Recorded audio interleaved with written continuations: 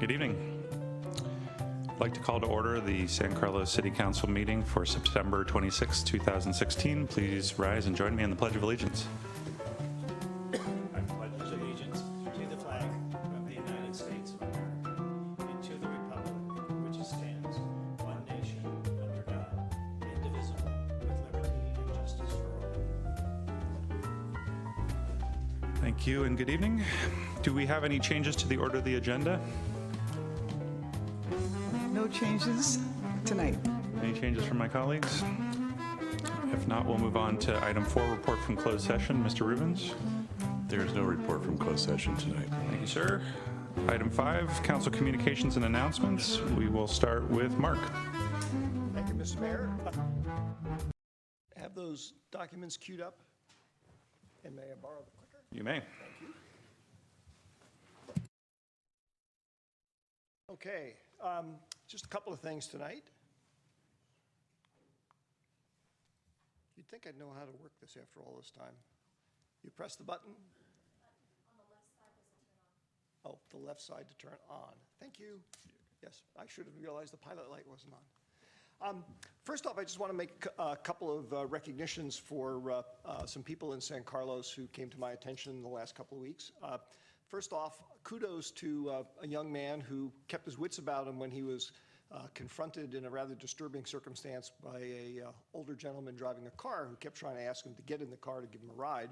And the young man kept his wits about him and eventually, after declining several times, said, if you keep bothering me, I'm going to call the police, which caused the guy to drive off. So I'm sorry he had to experience that. Those kind of things can happen anywhere, but I'm really glad that he kept his wits about him and knew exactly what to do.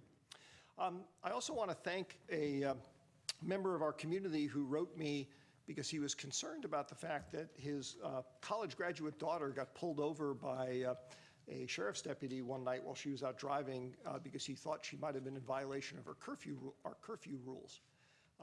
And rather than just get angry, which a lot of people do, this gentleman said, you know, I'd really like you guys to look into this and see if there's something you can do to avoid this kind of thing happening in the future. So I've started a dialogue with Greg Rubens, our city attorney, and with Chief Rothaus about possibly bringing back some tweaks to our curfew law to deal with this kind of thing. So kudos to both those people. Oops, sorry, click too fast. A number of people have probably heard about Ruby, who is a now famous tree in the White Oaks area of San Carlos, I believe on the corner of Eaton and Ruby, actually. I met with a woman who owns the house that the tree is adjacent to, and she's trying to save it because it was currently or previously earmarked for destruction and removal in order to preserve and repair some sidewalk stuff around there.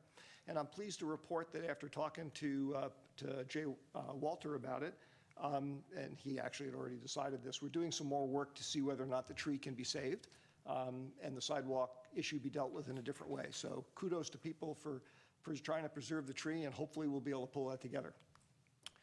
Last thing I want to touch on just briefly is a topic I've been thinking about for a while. Not a lot of people know this because people remember San Carlos going through some very difficult financial times not too long ago. But we currently have something on the order of about $25 million in deployable reserves the council can assign to whatever it is that we think needs to be done in the bank. And that raises some interesting questions to me. First off, if you look at the pattern of how those reserves got generated, you can see that actually back prior to all the outsourcing of the police and fire functions that we went through back in 2008, 2009, 2010, the reserves were relatively low, but they've accelerated quite a bit since then because of the benefits of the restructuring and the recovering economy. Also note that throughout the period of the Great Recession, there never was a time when the reserves actually went down. So things had to be done to restructure stuff, absolutely, but there never was a time when they actually went down. What concerns me, and I'll go through these slides a little bit quickly, is the current reserve levels we have, even if we got absolutely no revenue of any kind coming into the city, currently, we'd be able to pay our bills and do everything the way we currently do it for about 10 months. Which is a long time when you think about the fact that that's no money coming in at all and no changes to try and deal with an unusual situation. If we relaxed that a little bit and said, well, let's assume that there's no commercial activity, no sales tax, no nothing like that in San Carlos, but people continue to pay their property taxes. Then it turns out we have almost a year and a half worth of time to decide to do something. And finally, if you look at what I think is the most realistic case of all, which is where the sales level in town that generates sales taxes is at the lowest level it's been in the last decade, which was during the Great Recession, you see that we have in excess of 2 years worth of time to figure out what to do. Now, there's nothing wrong with having reserves, but I think we need to have a dialogue with the community, and not just among the council members up on the dais, but I think we have to have a dialogue with the community about what are we doing with amassing all this money? What's the point of it, and what are we trying to do? Because, you know, worst comes to worst, we could try and find some way to give it back to people. You know, that's a little bit of an unusual notion, but certainly one that we ought to think about. Thank you. Okay, thanks, Mark. Ron? Thank you, Mr. Mayor. Just a few things. Attended the Art and Wine Fair preview party a couple weeks ago, and that's coming up, I believe it's the 8th and the 9th of October. It'll be on the first 3 blocks of Laurel Street. It's our sort of our signature event in town. I encourage everybody to go. I'm also part of the San Mateo County Jobs and Housing Task Force, and we had about 10 meetings starting last September. We finished up last June, but we had one more meeting last month to sort of put in place some action plans, and we are making some significant progress. It's been well noted here and in other places that we have a huge housing shortage. We've created somewhere between 54 and 55,000 jobs in San Mateo County over the last 8 years. We've only created about 2,100 housing units. Redwood City's in the process of creating about 2,500, so that would more than double it, but that would probably leave us about 25 to 30,000 housing units short in the county. And that's very important because anybody who drives in this town or drives up and down the peninsula realizes very quickly how congested our traffic is. And one of the statistics that kind of jumped out at me doing the research was that there are 213,000 cars that come into San Mateo County every day from outside of the county. Those are people who live outside the county. They can't. Not only can they not afford to live here, they can't even find a place to live here. So it's important that we as a county attack this housing problem collectively. I encourage everybody to go to a new website that the county's created. It's called Home for All, SMC for San Mateo County.com, and it describes the housing problem, the jobs issues, and the commute issues. And it is sort of a roadmap and a toolkit there on how we're going to get to creating more housing. Secondly, I attended a high-speed combined high-speed rail local policymakers group, which is a nice name, fancy name for the Caltrain Electrification Task Force. That task force is made up of representatives of every city between San Francisco and San Jose. Every city, I should say, that touches the railroad. So there's no representative from Pacifica or Daly City or Half Moon Bay or Portola Valley, for example. The largest discussion at that meeting was over grade separations. This task force has been really created. It was created about 4 years ago to keep us informed, so I could inform my colleagues in the city about the progress that Caltrain is making toward electrifying the system. And I think I reported a couple weeks ago that first trains will roll out in about 4 years from now, maybe 5. But one of the things that's sort of been lost in the discussion is the need for grade separations. We're very lucky in San Carlos that we've already grade separated everything that we can, and so has Belmont, because we did those 2 projects together 20 years ago. But there's 42 grade separations between San Francisco and San Jose that are really at-grade crossings. And when you consider the fact that once high-speed rail and the electrification is fully operational, there will be 10 trains per hour in each direction. So it's basically a train going across a grade crossing every 3 minutes. And if that isn't a prescription of gridlock without a grade separation, I don't know what is. So there was a long discussion about that, where we're going to ask the MTC to do a study to see how we can coordinate all these grade crossings and go out for the necessary funding. It's a lot of money, but it is quite necessary to making sure that we have adequate public transportation for the next 50 years. And then finally, I worked at the Sunday Farmers Market yesterday. It was 90-something degrees, but some wise person decided that they would put the council booth or the city booth facing north, so the sun was behind us, and it wasn't as bad as it really could be. Met a lot of nice people, gave out a lot of information, and I'm not sure yesterday was one of the better attended farmers markets, but I think that had a lot to do with the heat. Anyway, it was still well attended, and I always enjoy working on those. So that's all I have. All right, thank you, Ron. Matt?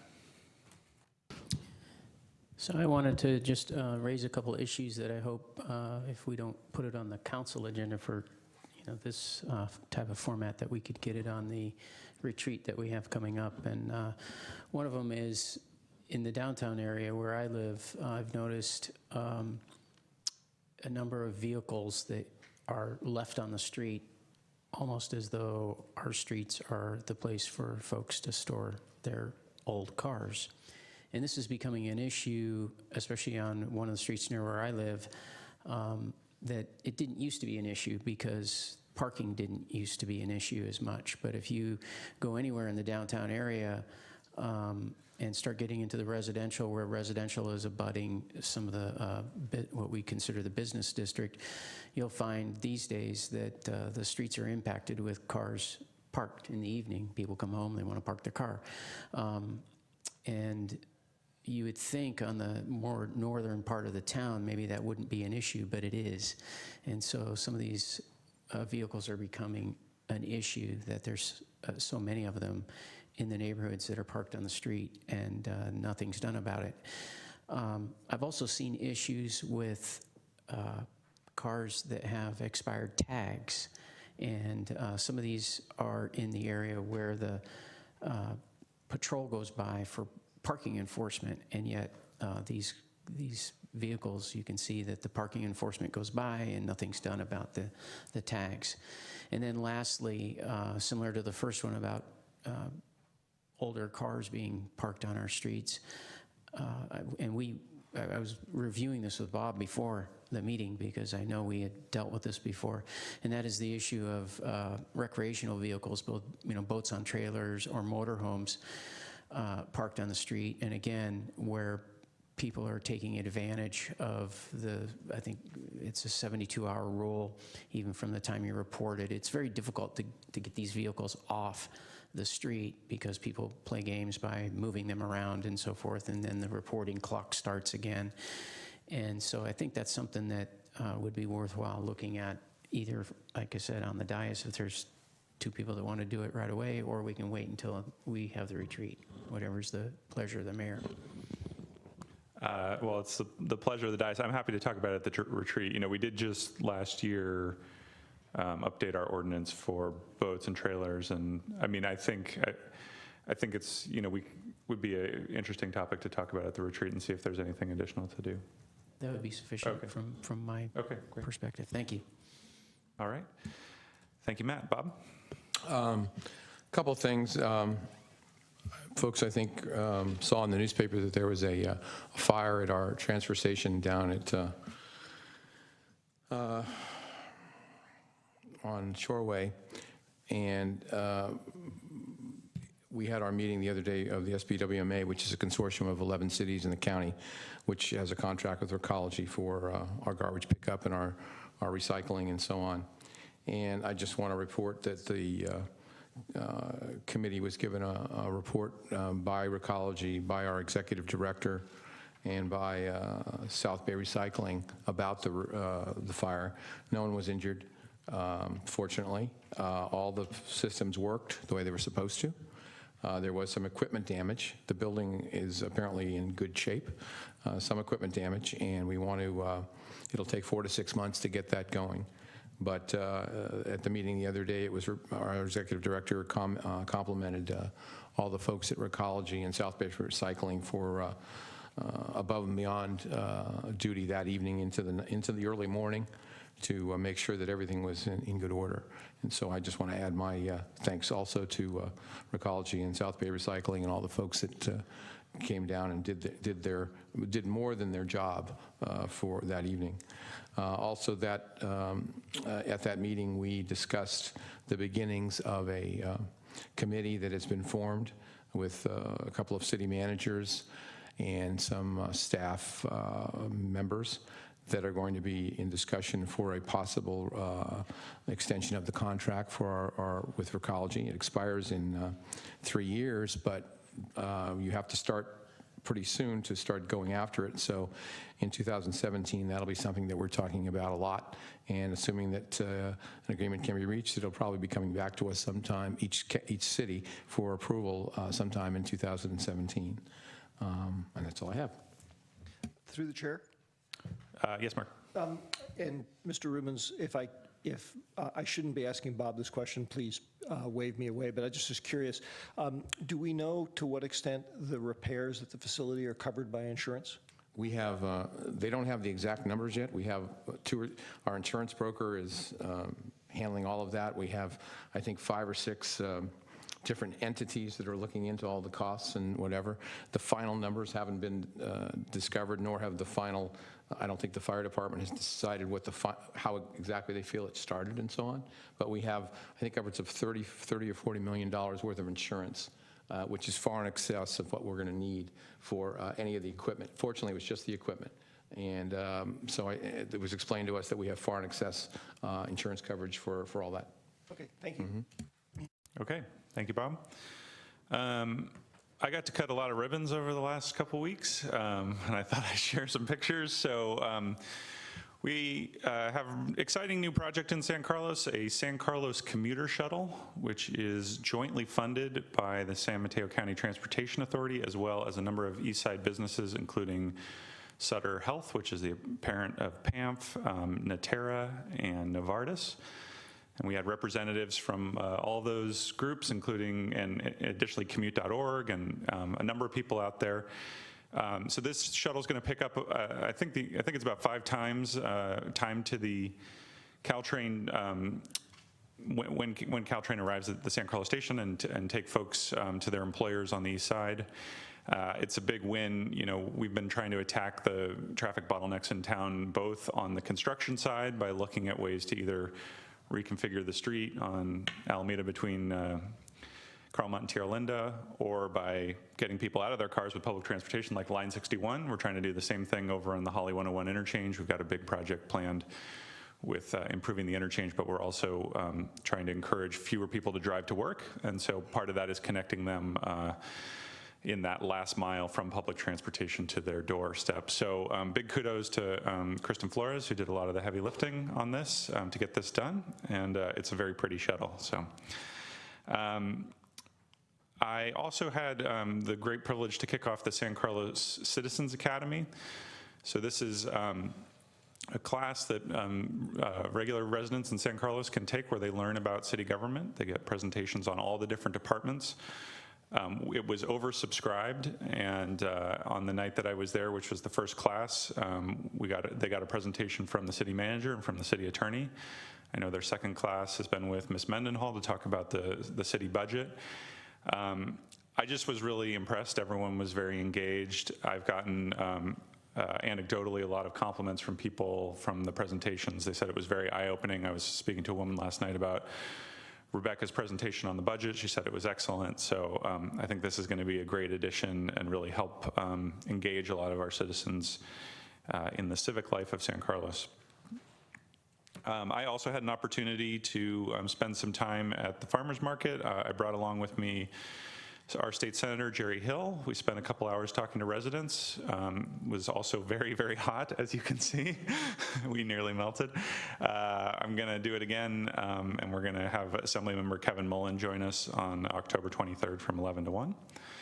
And then I wasn't kidding about the ribbon cutting, so I got to cut the ribbon on, help cut the ribbon for Expedia Cruise Ship Centers, which is a new business on Laurel Street, on the 800 block of Laurel Street. They offer cruise ships leaving from San Francisco, from Pacific Northwest, all over, so great little business. And then I got to cut the ribbon yesterday on the Rebecca Day Spa, which is also on Laurel Street at Howard. They had a really nice event. They shut down Howard Street and had catering and live music, and all the neighboring businesses were out to wish them well, so that was a really fun event as well. And then lastly, yesterday I had an opportunity to stop by the San Carlos Garden Club. I was entered in the raffle and I ended up walking away with this nice selection of succulents. For those of you who don't know, the Garden Club has been in operation since 1937. Their clubhouse is the Casa de Flores on Walnut Street. They do a lot to build community, to get people involved in gardening, and to help beautify our city. So if you're a gardener or you want to learn how to be a gardener, I encourage you to check out their website and to get involved. And that is all I have. So we will move on to item 5B, staff comments on city administrative business. You'll note that our city manager is out this evening, but we are ably assisted tonight by our assistant city manager, Tara Peterson. Do you have any comments for us this evening? The only comment I have is just a reminder that on Sunday, we are having the Home Protection Fair. It'll be adjacent to the farmers market from 10 until 2. So come on out and bring your families. We'll have Public Works, Fire, and Police Department, and all the goodies and apparatus that comes with that. So that would be it. Great, thank you. Okay, we will move on to item 6, presentations. So I have the great privilege tonight to recognize and proclaim October 1st, 2016 as Bay Day in the city of San Carlos. So I'm very pleased that an organization called Save the Bay has been out organizing all the cities in the Bay Area to create the first annual, what will likely be a recurring event of Bay Day, recognizing the Bay. I grew up about less than half a mile from the Bay, and I always knew where I was in town because the Bay was always on my right or on my left. I grew up sailing on the Bay with my father, and I think we all recognize that, you know, the Bay is a jewel really of our planet, and, you know, one of the, I guess, the largest natural occurring harbor in the world. But it really defines our region. We had a legacy, you know, of a relatively polluted bay, and we've been doing a lot over the many years to improve it. We know that the porpoises have come back, the water clarity is improving, but we all have a long way to go in making sure that the bay is clean and clear and safe, and we all have our own part to play. So I know we have a representative from Save the Bay up here. If you wouldn't mind coming on up. I'm going to read part of this proclamation, and then I'll come around and give it to you. So this is declaring October 1st, 2016 as Bay Day in the city of San Carlos, and it reads in part, whereas the people of the Bay Area should celebrate San Francisco Bay together as a region on at least one Bay Day each year to inspire appreciation, conversation, education, and action for the Bay, in order to highlight the work of Save the Bay and other environmental organizations and individuals to improve the health of the San Francisco Bay over the past 50 years. Now, therefore, I, Cameron Johnson, Mayor of San Carlos, on behalf of the entire City Council, do hereby proclaim proclaim October 1st, 2016 as the first Saturday of October in future years, and the first Saturday of October in future years to be Bay Day in the city of San Carlos.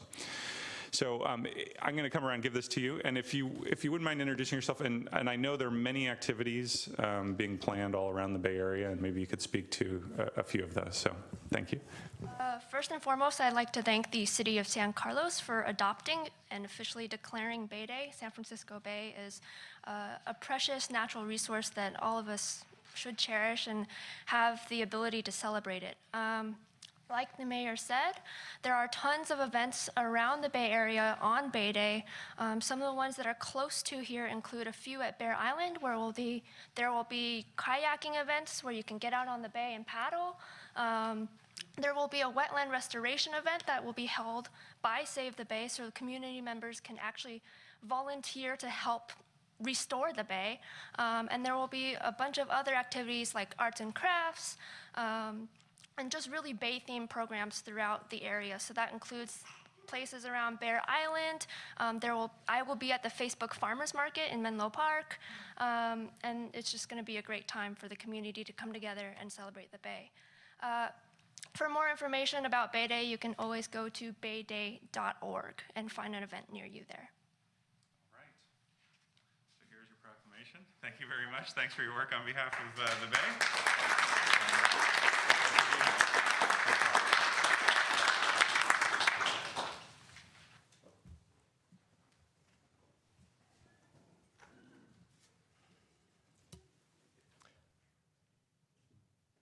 Through the chair. Mr. Mayor? Yes, Mark. Yeah, I just wanted to say I'm very glad that we're doing this as well. And just a little personal note, when I first moved to the Bay Area back in the late 90s, I had heard the term Save the Bay from quite a number of people, and it wasn't for a number of years before I realized that the original organization of Saving the Bay was literally to save the Bay, because they were planning on filling it in and building all sorts of developments on it. And thank goodness that never came to pass from your predecessors' good work, and I'm glad to see it continuing in a different form today. Well said. Okay, now is the time for public comment for items not on the agenda. This evening I have 3 speaker cards. Our first speaker tonight is Serena Lowe. Come on up. And John Rethens. You're going to share your speaking time, is that? Okay.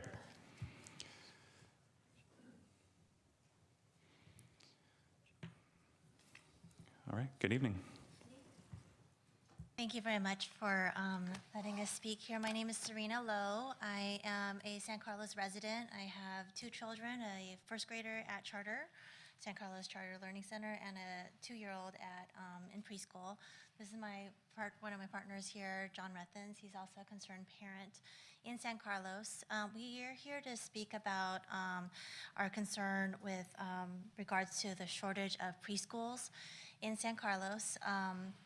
We both have children in the preschool age group, and for any parent who's lived here long enough, who have children in preschool, you may know that it's a challenging process. It can be very stressful. There's not really that many. There's a lot of wait lists that are involved. Some of them are 1 year long, 2 years long, just to get into your preschool of choice.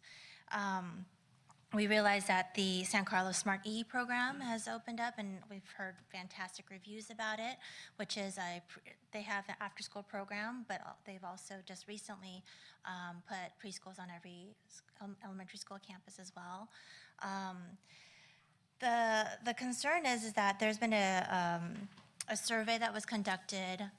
It's a child care supply and demand summary prepared by the County of San Mateo, Child Care Partnership Council, First 5, and Human Resources Agency, where they demonstrated and surveyed and had objective data to show that in San Carlos alone, there's about a 500 preschool spot deficit for children who could be attending preschools in San Carlos. And so those parents, those families have to find other means for those 500 plus children, for preschool age specifically.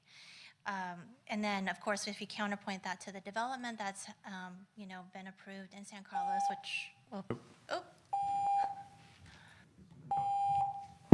Pardon me, this thing usually doesn't beep, so. It does its job. Yeah. Sorry about that. sorry, do I have more time?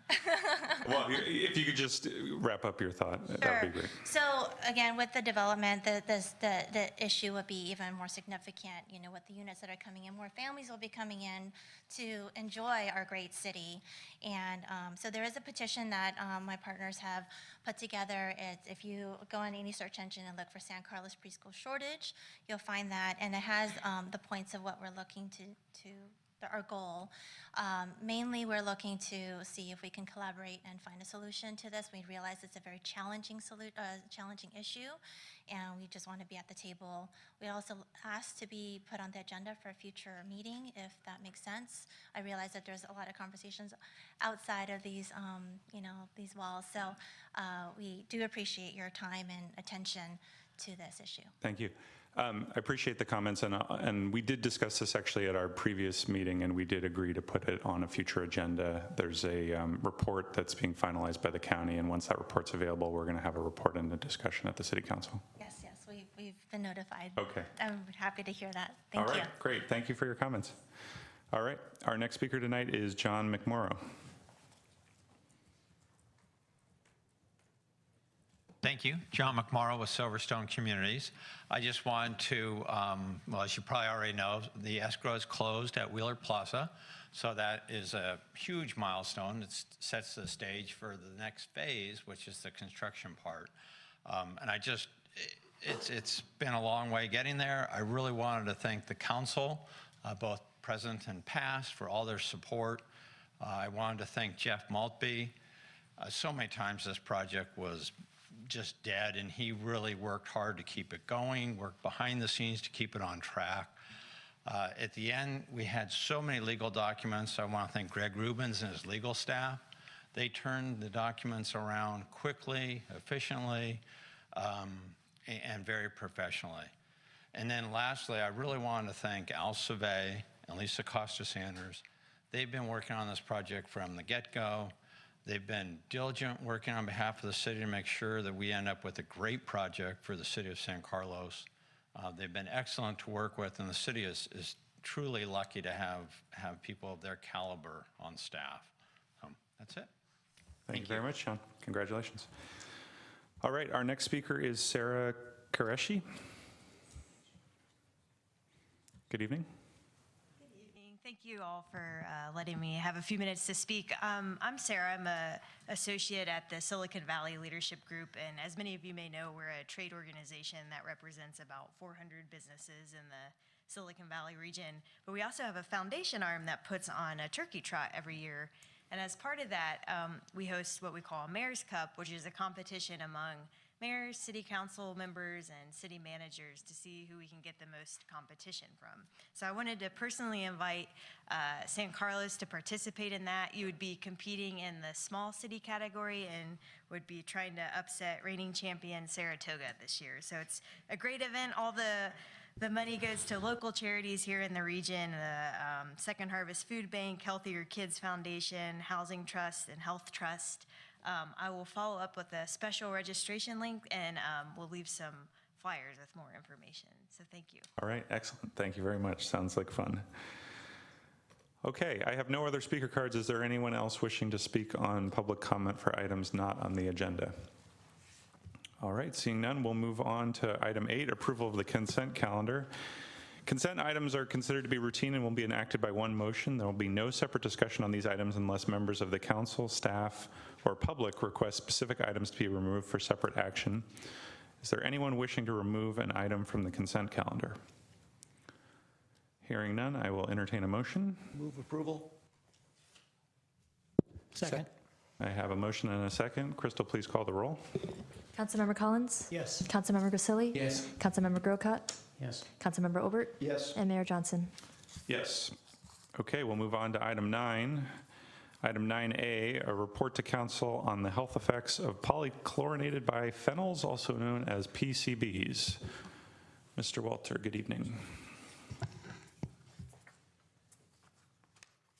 Good evening, Mr. Mayor, members of City Council. Jay Walter, Public Works Director.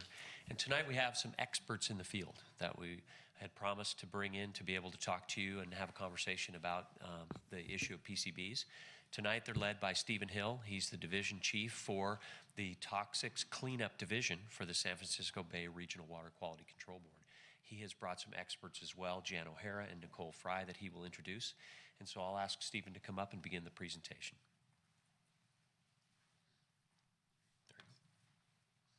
Good evening. Thank you, Jay. And Mr. Mayor and council members, appreciate the opportunity to come before you. For a bit more background, Nicole Fry in blue is our risk assessor and toxicologist at the Water Board. And Jan O'Hara is an engineer in our planning division.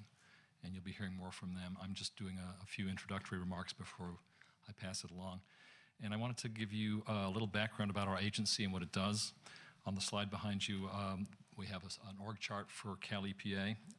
The San Francisco Bay Regional Regional Water Quality Control Board, or the Water Board for short, is part of Cal EPA. We're one of 9 regional boards. Our parent agency is the State Water Board, which is one of several Cal EPA departments, as you can see. We're responsible for protecting and restoring water quality in surface waters and groundwater in our region. As part of that effort, we require cleanup of unauthorized spills and releases, ranging from leaking underground fuel tanks at corner gas stations all the way up to federal Superfund sites. We set cleanup levels that protect human health and water quality. I also wanted to just give you a quick summary of the presentation. As you will hear, PCB concentrations are elevated in storm drain sediments and soils at specific sites in San Carlos's industrial district. That's a concern for us because it contributes to high PCB levels in fish caught in San Francisco Bay. And our agency is taking actions to address that aspect. But these concentrations are generally not a concern for us with respect to direct human exposure to PCB-impacted soils. We and our sister agency, the Department of Toxic Substances Control, which is also shown up on the slide, are requiring cleanups at those sites where soils are found to exceed direct exposure limits. So with that, I'll hand off to Nicole and let other folks finish off. Thank you. Thank you, Stephen, and good evening.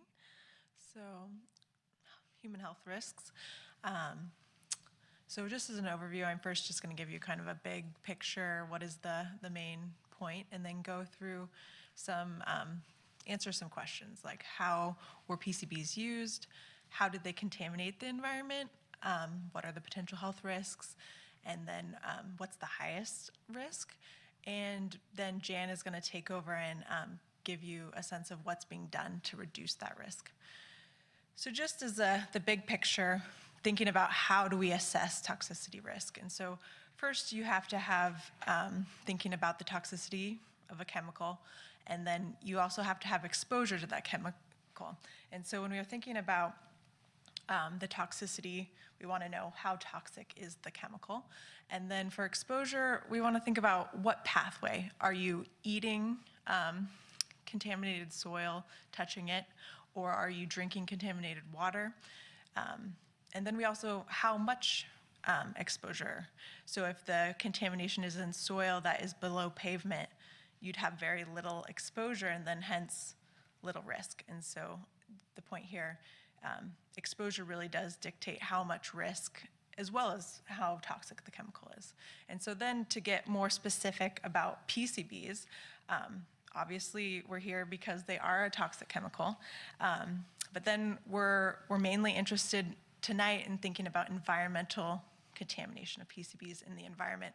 And so when we're thinking about contamination levels in soil, air, or water, they tend to be typically pretty low. At this point, they've been used in the past and they've unfortunately spread across the world, but now levels that most people come into contact with are relatively low. So the risks from that direct contact is relatively low. And as Stephen mentioned, the one pathway that we are worried about is people eating fish from the bay, because it is found that the levels of fish, certain fish in the bay are high, and that is a real concern for people eating those fish. So then to get into some of the details, how were polychlorinated biphenyls used? And I say were used because they were manufactured from 1929 to 1979, at which point they were banned. PCBs are a very stable chemical, and so they were very useful, and for that point, used all over the world. And so here is kind of a diagram showing how they were used. So about 60% was used in transformer or capacitor oil, and so the picture is showing a transformer up on a electrical line. And so that was the main use. We also have 25% plasticizers, and so this is in paints and caulks used in different buildings.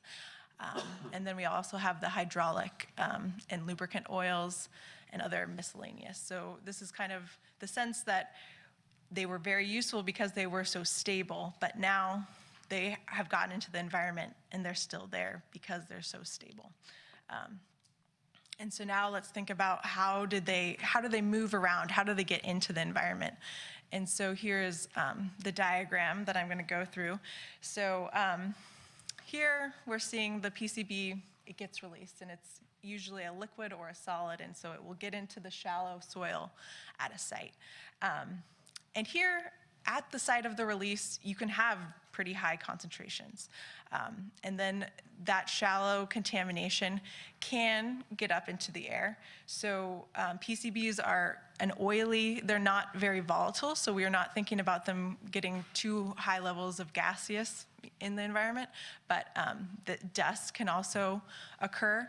But typically we think of relatively low levels at the site can get into the air. And then thinking about them getting spread, they can travel in the wind. And typically we think about this is as they move, they're going to disperse and become even lower concentrations. And so here I'm showing the kind of the dust particles settling out as they've blown downwind. And so then the next step we think about is it rains. And definitely in a city like San Carlos with a lot of paved surfaces, we're going to get that runoff into the storm system. Here I'm showing it as a creek, but also storm system is where a lot of that runoff is going to occur. So you see it going into the storm system and then eventually going out to the bay. And so that's when we start getting sediment contamination. And so sediment here is the soil beneath the water. And also there is a little bit of water contamination. So PCBs are oily, they're not very soluble in water, but some of it will dissolve. But typically these are relatively low concentrations. It's being dispersed and diluted. And so the next thing that we have to think about is the aquatic life in the bay. And so the smallest fish who interact with the sediment the most are going to uptake those PCBs, and then the larger fish who eat the smaller fish will also get contaminated. And here actually we're seeing we can get quite high levels. So the next question we want to think about is what are the health risks of getting exposed to PCBs? And so typically we separate risks into cancer-based risks versus non-cancer-based risks. So here I'm showing the non-cancer risks. So it can have an effect on your immune system, the reproductive system, your development, so neurological development, as well as the thyroid hormones that regulate development. It can also cause damage to skin and eyes. And here I just wanted to make the point that our bodies are very good at clearing out low levels of toxins. That's what they're designed to do. So for a lot of these effects, you can be exposed to PCBs at a small level, low level, and your body can clear it. It's only once it becomes above a level that your body cannot handle, and then we'll start to see these risks develop. So then PCBs are also, there is a potential cancer risk, and so they're classified as a reasonably anticipated to be a human carcinogen. And so what this means is that they've done a lot of animal studies, and so it is well known that it can cause cancer in animals. However, it's more limited of what we know in humans. But there is some evidence, and it has been, they think, linked to maybe liver and skin cancer. So the next question is, what exposures pose the highest risk to San Carlos residents? And so when we're thinking about exposures, we want to think about two different types of exposure. You can have acute or chronic. And so acute is when you get a very large dose in a very short period of time. And so typically this happens in order to get a high enough dose to get an acute risk. This would be someone working as a manufacturing or an industrial use area. And so that is not really what's happening nowadays. And so really in this area, we're more worried about the chronic exposure. And so this is when you get a repeated low dose over a really long period of time. And so since environmental contamination, as I said, is pretty low, this chronic exposure is what we're worried about, and specifically fish. So someone who is eating fish from the bay over a long period of time, significant amounts of it, could have a real risk. And so this is what we're worried about in San Carlos. And the Greater Bay, right? anyone eating fish from the bay. So just to reiterate, what is the highest risks of exposure pathway for residents, and just going back through our conceptual model of where the contamination is. So we can think about, there are sites where PCBs have been released in San Carlos, and we've identified those, and those are what we're working on to clean up, as well as DTSC. And so those are typically away from residential areas, and so we're not expecting the residents to be exposed to those areas, and we're actively cleaning them up. As well, thinking about air contamination, we do see that at the site, you will get some PCBs in the air, and some of it will get dispersed. However, the levels are so low in air, and then the levels that get dispersed ultimately get washed into the storm drain. And really, that's where we see them accumulating and getting into the sediment. And so thinking about water contamination, it's not very soluble. The levels are low, not anything that we'd expect to be a risk to the human exposure. Same thing with the sediment. But it really is just people getting out there fishing and eating a significant amount of fish. That's where the risk is really going to occur. And so to help us think about what fish we should eat and how often, there is the PCB Fish Advisory. And so on the top, you can see it's for children and pregnant women. They're more susceptible, so they have slightly lower amounts of fish that they can eat. But 2 servings of salmon is fine, whereas nobody should be eating the surf perch. So this is a good resource for anyone doing kind of sports fishing in the bay. I will say that commercial fishing doesn't happen. So the fish you're buying in the stores is not fished within the bay. And so this is really if you're getting out there and doing any kind of sports fishing. And so now I'm going to pass it off to Jan to talk about what's being done.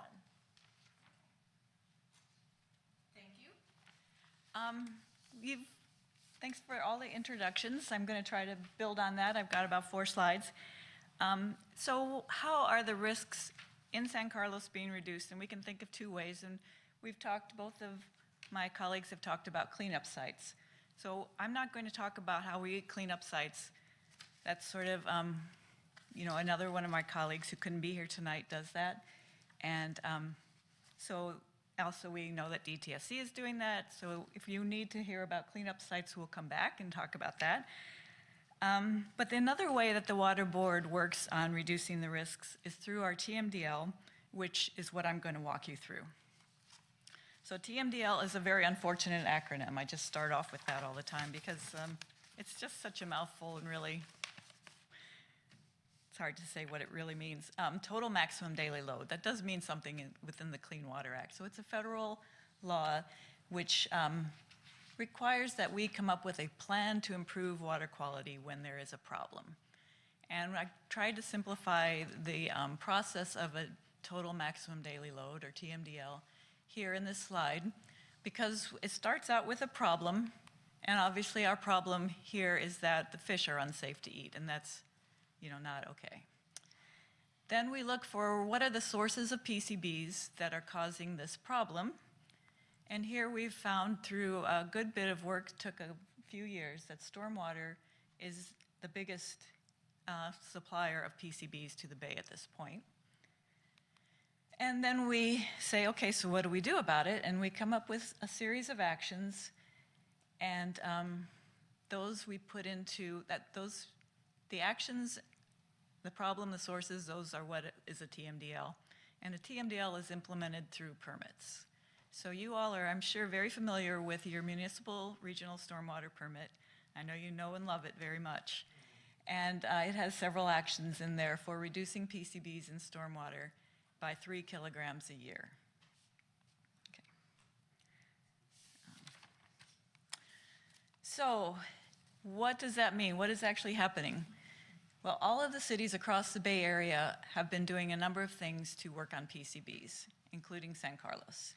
They've done some pilot scale projects. They're mostly done. things like evaluating, they were kind of a learning. The first 5 years, the previous permit was a learning phase where you looked at how to get PCBs in caulks and how to manage that. Looked at how to retrofit sites to treat the stormwater. So a lot of pilots. Sounds like you're familiar, it looks like you're familiar with them. And that included identifying properties that could have PCBs on them and sending that information to the water board. Mostly that's done. And I can say for San Carlos and San Mateo County in general, the sites that were referred to us, that were identified as having PCBs, were sites that we already knew about. Also, another action that cities are taking is treating stormwater on site, because Nicole showed very clearly that sometimes there's PCBs, they adhere to dirt, and the dirt gets washed around into our storm drains. And so treating that water by filtering it is something that we're doing more and more of, not only in the Bay Area, but around the world. Something that's coming up is to contain PCBs during demolition. So the study phase is over. Right now, all the permittees are working on how to do it, and if it starts by July 1st, you get a 2 kilogram credit out of the 3 kilograms that must be removed per year under the stormwater. But the clock is ticking. Note that that's got to start by July 1st, 2019. Another way is to improve city O&M, and that would be things like street sweeping. So there's the, again, the connection with the dirt coming off of some sites. So how are you guys different from anyone else in the Bay? Well, you are a little bit different because, as you probably know, San Carlos was one of the 5 areas around the Bay that had sort of a little bit higher PCB concentrations in your street dirt than other places. So that is both a challenge and an opportunity for you, because if actions are taken to reduce those PCBs in that street dirt, then there's more credit towards that 3 kilograms per year. So specific actions you should take, well, first and foremost, obviously dust suppression, so we don't get the air problem or moving into the streets. And that would be for construction projects that the city's responsible for. All construction sites are required to do dust suppression. And then when you're doing public projects and you're removing dirt from streets or dredging, that kind of thing, it might be a good idea to talk to us at the water board or your stormwater coordinator through the county and just say, is this a potential for PCB loads avoided, and should we be sampling for PCBs? And if so, do some good quality sampling, and then document the PCB levels and the soil quantity removed so that you have no missed opportunities. All the cities across the Bay, but particularly the 5 pilot areas, need to be sure they don't miss opportunities to remove PCBs. So I'm kind of mixing up our whole risk discussion with a little bit about permit compliance, as you can see. I hope that's okay.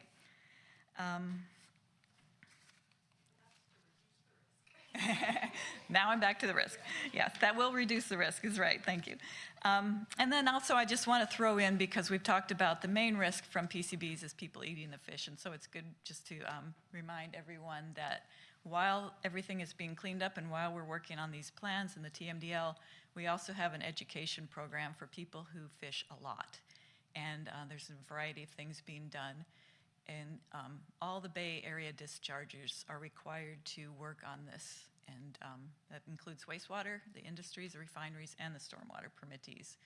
And there's a number of really cool projects that are hitting people who do fish and rely on the fish in the Bay. And we can talk about that another time if people have those kinds of questions. So to recap, I just want to say PCB concentrations are a little bit elevated in storm drain sediments and soils at certain sites in San Carlos. It concerns us because it contributes to the high level of PCBs in the Bay and then the high levels of PCBs in fish. They're not generally a concern for us with respect to direct human exposure. It's more the fish, the common theme here. And the water boards and DTSC are requiring cleanup, and obviously there's actions that the city has taken as well. So with that, we're happy to answer your questions. Any? Thank you very much. Excellent presentation. Questions for our presenters? Mark? Thank you, Mr. Mayor. Very good presentation. Thank you for being as thorough about that. One question just to start with, and I guess the way I'll ask it is, it seems like it's either all or almost all about the fish. That at the end, put another way, my sense from your presentation was that that there are sites that are known to have higher levels of PCB contamination in them, but what really is concerning you is that how that gets disrupted and flows down through the sedimentation process into the bay and ends up in the fish, which people then eat because the fish are concentrating it. Is that a reasonable summary of what you were telling us?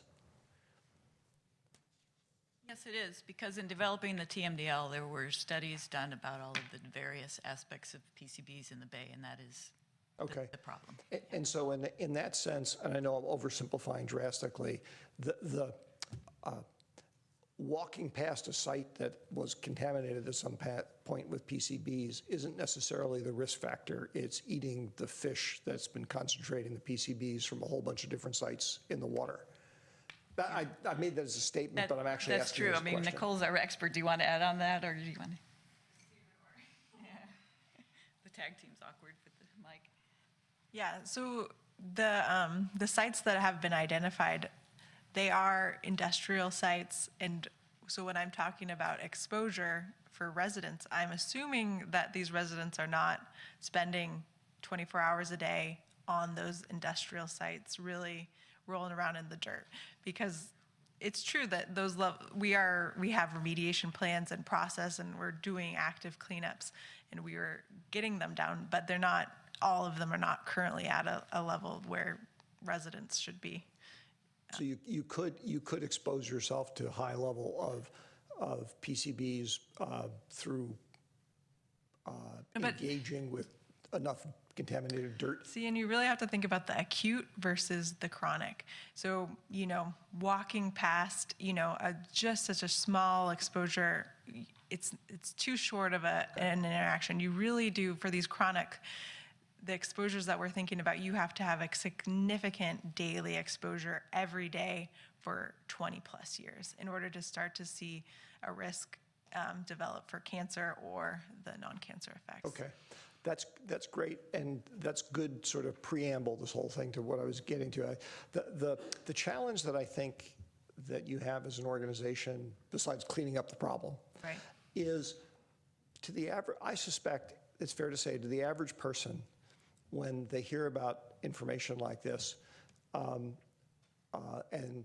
something that's believed to be a carcinogen causes cancer in animals, you have a lot of knowledge and experience and data behind you to make the statement that you just did about its repeated low-level exposures. There needs to be a way of demonstrating or proving that to the average person, because the average person's thought is, hey, if I'm walking past this site every day, or it's half a mile away from my house, I'm exposed. Okay. And that's not quite the type of exposure you're talking about in your presentation. And somehow, I mean, do you make efforts with community outreach to bridge that gap to try and bring enough understanding to folks? Well, I guess this is one. This is my first. I'm relatively new to the water board, but I don't know, Stephen, you have any other? Yeah, we do routinely public outreach at sites where there's a concern about people being exposed. The sites tend to be discrete, so people are concerned if they're near a particular site, but not about sites in general. So it tends to be rather patchy. So, we might do, 2 1 month and then nothing for 6 months, and then go over to a third site, just depending on, number one, what the risk is, and number two, how people are perceiving the risk. And it turns out the perception of the risk is usually the more important in terms of which ones we need to focus on. So it sounds like you are available for if a neighborhood wants to have a discussion to contact you about that. That's correct. And depending on which agency is overseeing the site, we might be looking towards DTSC, our sister agency, and say, well, hey, it's your site, your turn to go. Okay. Thank you. I really appreciate it. And again, I appreciate the presentation. It's just you hit the nail on the head, sir. The perception versus reality thing, that's the really hard part, because you're talking about, we don't have the level of expertise that you do, okay? And yet we have to, believe what you're telling us. And it's not that I don't believe you, it's just that that's the step that needs to take place. Okay, thank you, Mark. Matt? The one question I had was your presentation focused on human risk, and I wonder, particularly in San Carlos, with our number of creeks we have, and then you talked about the sediment, the risk to wildlife, and should that be something that we have to be concerned about?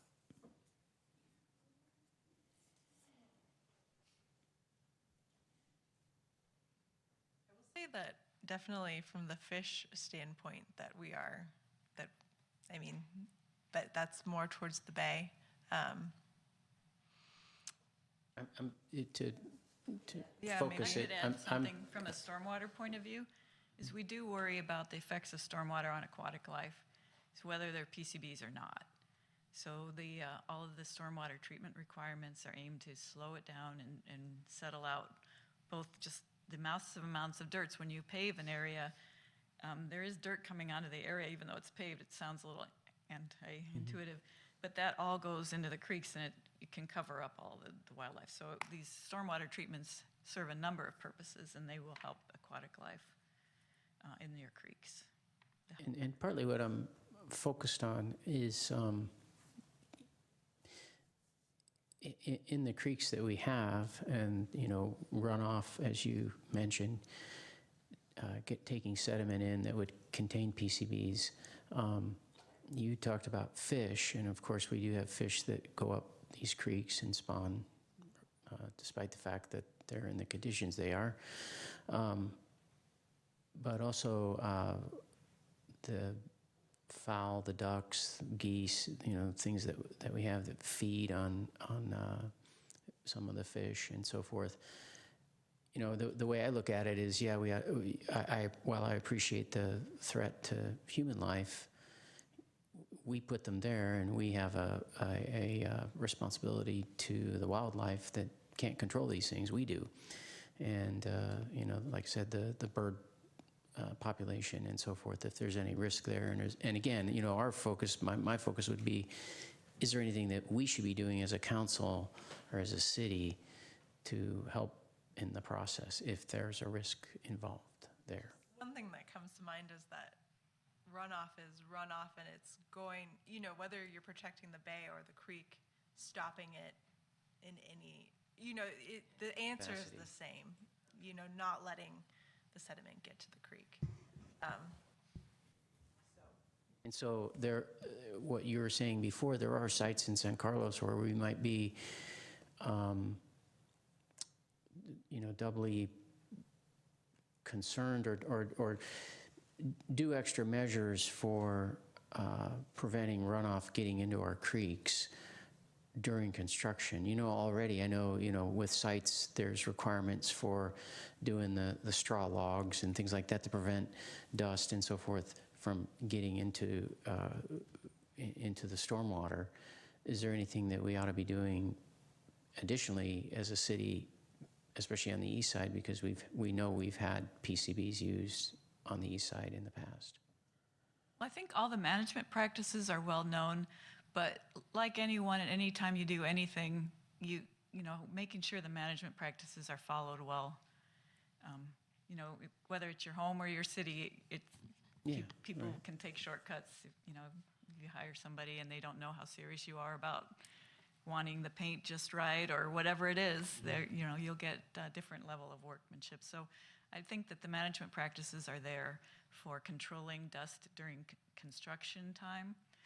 And I think the main thing to be careful of is in San Carlos is that you do need, because of the elevation you're at, you need to dredge occasionally. And I think that would be a good idea to look at those soils and think about whether they should be sampled and documented and extra steps taken then. And we'll be happy to talk with you if you have questions about that. Okay. Actually, after questions, I have a comment for the council on that. Okay. Mark, you had an additional question? Actually, it was an additional comment for us to discuss amongst ourselves. Okay, go for it. All right. One thought that occurred to me as you were talking to Matt is, do you provide like an audit service? Do you come out and, could we hire you to basically come in and review our policies and practices as they relate to dust control, sediment process oversight, and tell us whether we're doing things optimally or there are areas for improvement? I think I'd want to talk with Matt Fabry about that before I answer you directly. Fine. Yeah, that'd be fine. And then the other thought I had from my colleagues, and I can't commit us to doing that. I'm just saying that if you have that available, I'd like to know about it, because then I'd like to make the pitch that we hire you to do that. Certainly couldn't do that for 79 cities under the permit, but We won't tell them that you're doing it for us. Yeah. So, the other question I had really is just for staff. And Tara, if I'm the only one interested in this, staff can just get back to me individually. But I'd be interested in what our enforcement practices and resources are for enforcing rules about dust management, for example. I keep focusing on that for construction projects. Because as we all know, it's one thing to have rules, it's another thing we have to apply the enforcement resources to them, or there's a statistical proportion of events where the rules don't get followed. So I'd like to know what level we're doing there. Thank you. Okay, thanks, Mark. Matt, you had an additional comment? Yeah, I don't want to go into this too long, but two things. One, just to the point that Mark was making, just this last week, I was sitting on my back deck eating lunch, and next door to me, the apartments are being worked on, and all of a sudden a guy fired up a saw, and he was cutting away the stucco around the windows, and dust was flying everywhere. And as a cancer survivor, I just thought to myself, I wonder if there's any asbestos in that stucco from the building that was built in, in the 1950s. And so I did, and I notified our building department, and they sent a notice to the contractor, and he had another way of controlling, or he instituted a way to control the dust. But it just points out that this stuff is, these kind of circumstances are rather difficult to control, and where people can take shortcuts, I forget which one of you said that, they oftentimes do, and it's very unfortunate. But one comment I will add is, I know in my business, doing home design and producing plans and so forth, there are agencies, we're not one of them, but there are agencies that require a sheet that goes in with your set of documents that talk about risk to the bay, and how to minimize that. And it's a full sheet. It'd be easy to get our hands on something like that and then make it a requirement for home construction or any kind of construction that goes on in San Carlos, so that would be part of the documents, just like we have to do green building or, so forth. But I suppose, again, that's something we could talk about at the retreat. And if you want to, I'll bring my copy of the sheet I have. That sounds good. Okay, any other questions? Well, we have one gentleman who wishes to speak under public comment on this item, Paul Maginetti. Paul, why don't you come on up, and thank you for sharing this article with us. We all have it in front of us, so great. Good evening. Great. Thanks for letting me speak, Councilman. I believe everything they say.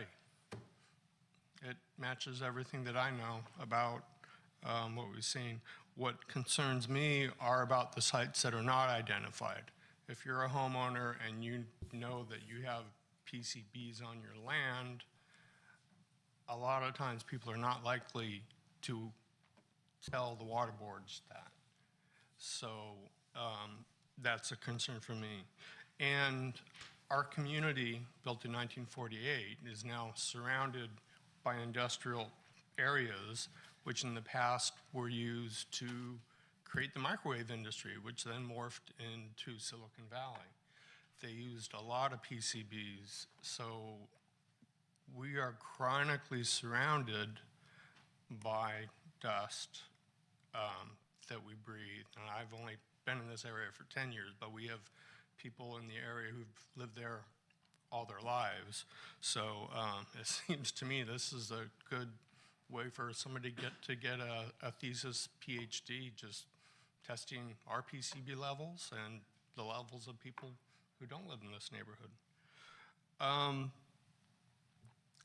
So my question is, if you have PCBs in your body, at what level is it too much? Is there a level set? I'll leave that as a rhetorical question. There are properties that have high levels of PCBs. There are land use covenants on them, so they cannot be used for residential or other areas unless they're completely remediated. And my observation has been on recent developments that have been approved that they have exceeded what the general plan allows for. I think in negotiating those sorts of things, that the city should ask that the developer remediate more than what the water board is asking for. That needs to be part of the negotiation, because that benefits not just our neighborhood, but the whole city and the Bay as well. Paul, you're out of time. That's all I had to say. All right, great. Thank you very much. Okay, well, I want to thank our presenters very much. I thought it was an excellent presentation, very clear about a complicated subject, so thank you for taking the time and joining us this evening. And with that, we'll move on to item 9B, a report to council on the Climate Action Plan Annual Report. Ms. Peterson.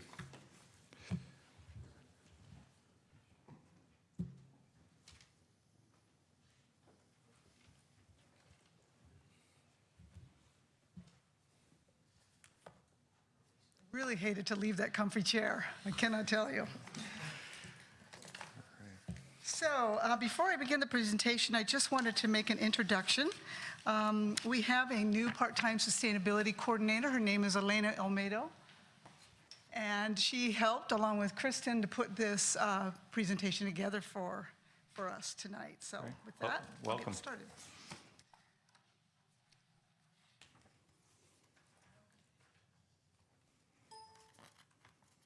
So just a little background as a reminder, the Climate Action Plan, or the CAP, was adopted by the City Council in 2009. In it, the council set GHG, or greenhouse gas emissions reduction goals of 15% below 2005 levels by 2020 and 35% by 2030. In the CAP, it also provided suggested implementation measures in the areas of energy, transportation, solid waste, and water to reach these goals. Some of the actions that we've been taking over the last year include the council approving the part-time sustainability coordinator position. Thank you very much.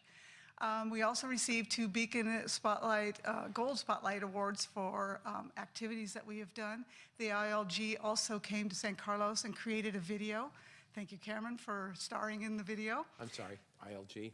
ILG, Institute of Local Governments. They run the Beacon Award program. Sorry about that, threw out an acronym, I apologize. We also held an Earth Day event right around Earth Day this year, and we're looking forward to future events. In the areas of energy, held a number of public energy workshops. We also participated in the California, what's called the Cool California Challenge, and San Carlos residents committed to taking the challenge and doing more to conserve energy, and the city was awarded $1,000, which we put towards the Earth Day event. We also, the council has approved 3 different property-assessed clean energy, or PACE programs within San Carlos, and a number of projects have been undertaken by residents using these kinds of funds to do sustainable projects on their property. We also, council approved the Peninsula Clean Energy, and that is going to be launching in October 1st, and it's going to be rolled out over time. And I'll tell you a little bit more about that at the end of my presentation. PG&E's Step Up and Power Down was launched in both Redwood City and San Carlos. It was a 2-year program which is about to sunset. 351 households participated, and there were a number of public campaigns which are actually in excess of that 11. Also, the Public Works Department undertook a facilities energy conservation improvements project to do mechanical upgrades and lighting retrofits at city-owned facilities. Other programs that were undertaken were the San Mateo County Green Business Program, which was relaunched this last year, and 9 businesses so far in San Carlos have received recognition. The city has also accelerated the solar permitting process and received just today a Sol Smart Gold designation for our efforts at making going solar easier. This program is run out of the Department of Energy. Under transportation, the Holly Street US 101 interchange and pedestrian overcrossing project, while still in the design phase, is definitely a project that's going to help mobility for pedestrians and bicyclists getting across the freeway. Another small project was 11 new bike racks, which were installed on Laurel Street. We also installed electric vehicle charging stations in the Civic Center garage. There are 3 down there. And also, both the commuter shuttle and the Samtrans bus Route 61 are doing a lot to reducing vehicle trips in San Carlos. A couple of things under water and solid waste. The city replaced over 60,000 square feet of passive grass with landscape that does not require water. And the city joined with the Cal, took advantage of the Cal Water Rebate Program and received over 750 nozzles for irrigation. So they've been replacing our irrigation heads in the city. And we also continue to make positive efforts to reduce and divert solid waste. So this summer, our summer intern, with the help of DNVGL, which is a consultant that works with the county, put together a municipal GHG emissions inventory for the year 2015, which shows that we've made very good progress in some areas, so-so in other areas, but good overall progress in reducing our GHG emissions for city facilities, buildings, and things that we do here in the city. One of the things that really impacts our climate action plan is Senate Bill 32, which was signed by the governor this month.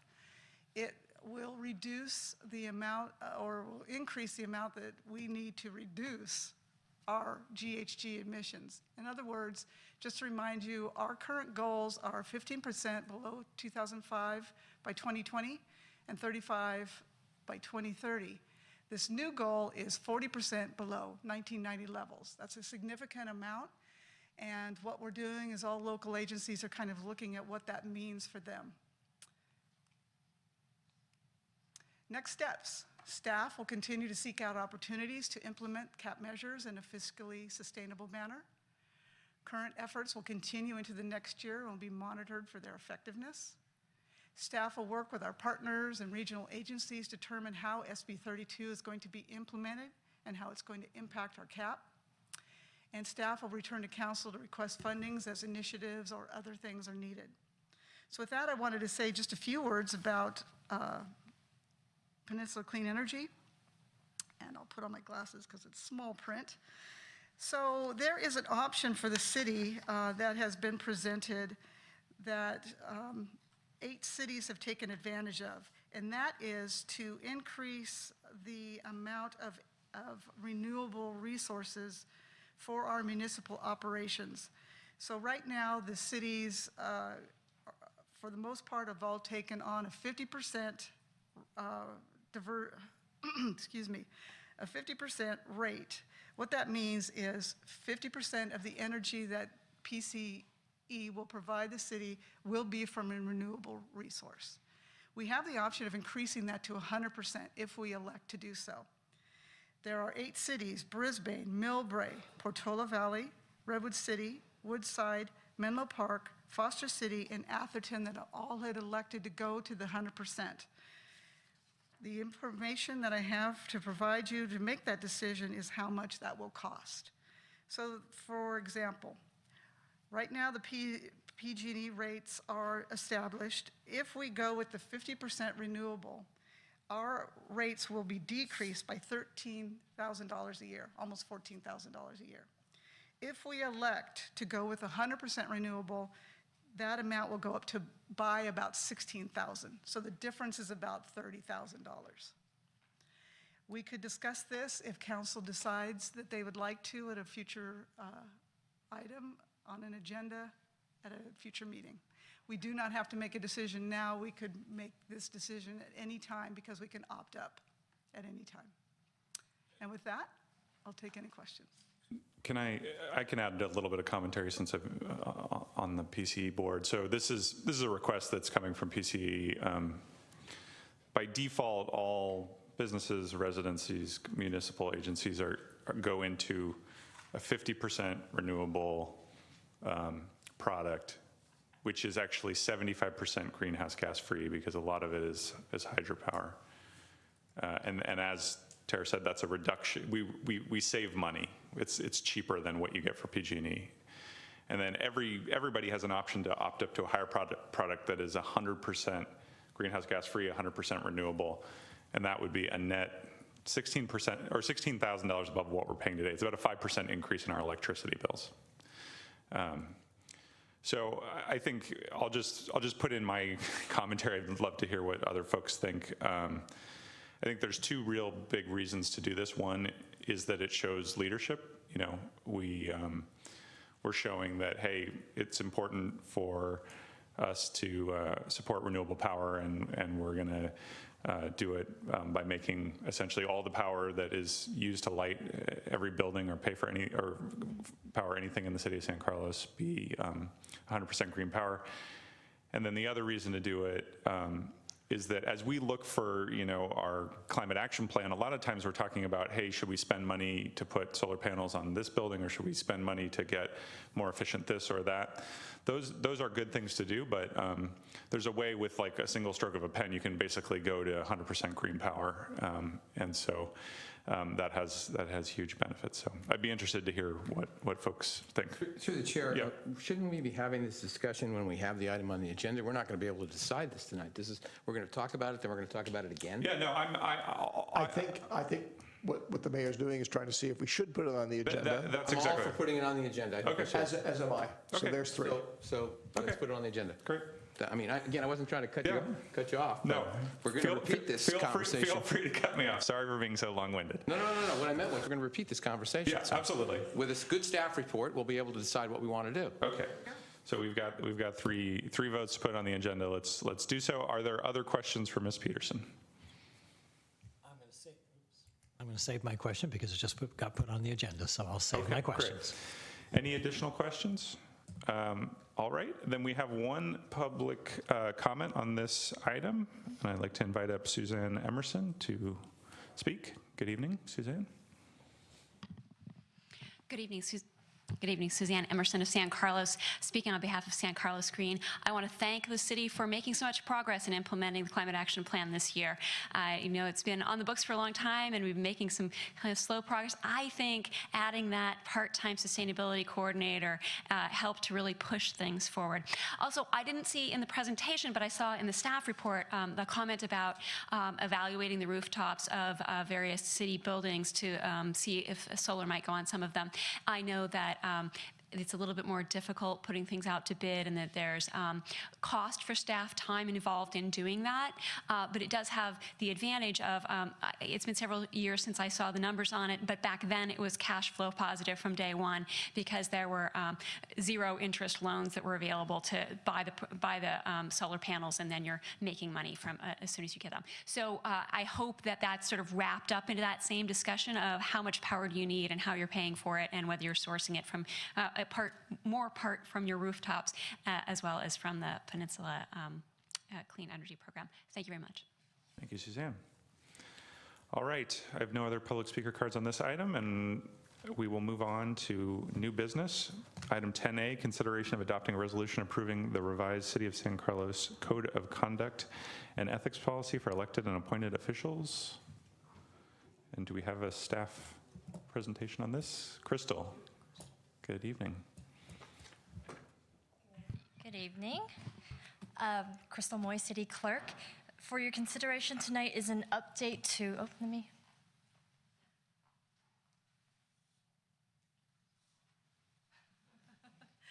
excuse me. For your consideration tonight is an update to the Code of Conduct and Ethics Policy. Staff recently reviewed the policy and identified 3 areas that required updates. So the first area is to incorporate the city treasurer position. The current policy only addresses city council and appointed officials. So the policy has been updated throughout to include all elected and appointed officials, which includes the city treasurer. Next, we expanded Section 7 to include prohibiting unenforceable conditions when evaluating applicants for an appointed position. And then lastly, we added the language to Section 12 regarding use of social media. This section provides a caveat for city officials to be mindful when posting personal opinions so as to not be perceived as sharing an official position of the city and or the body on which they serve. And then there's the section also cautions the use of social media as a conduit to communicate with other members and potentially violating the Brown Act. So that concludes my presentation, so I can answer any questions. All right. Any questions for Crystal? Seeing none, is there anyone wishing to speak on public comment on this item?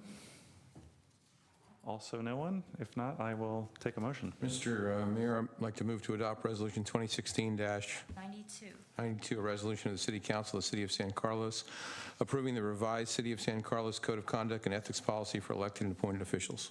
Second. I have a motion and a second. Any discussion?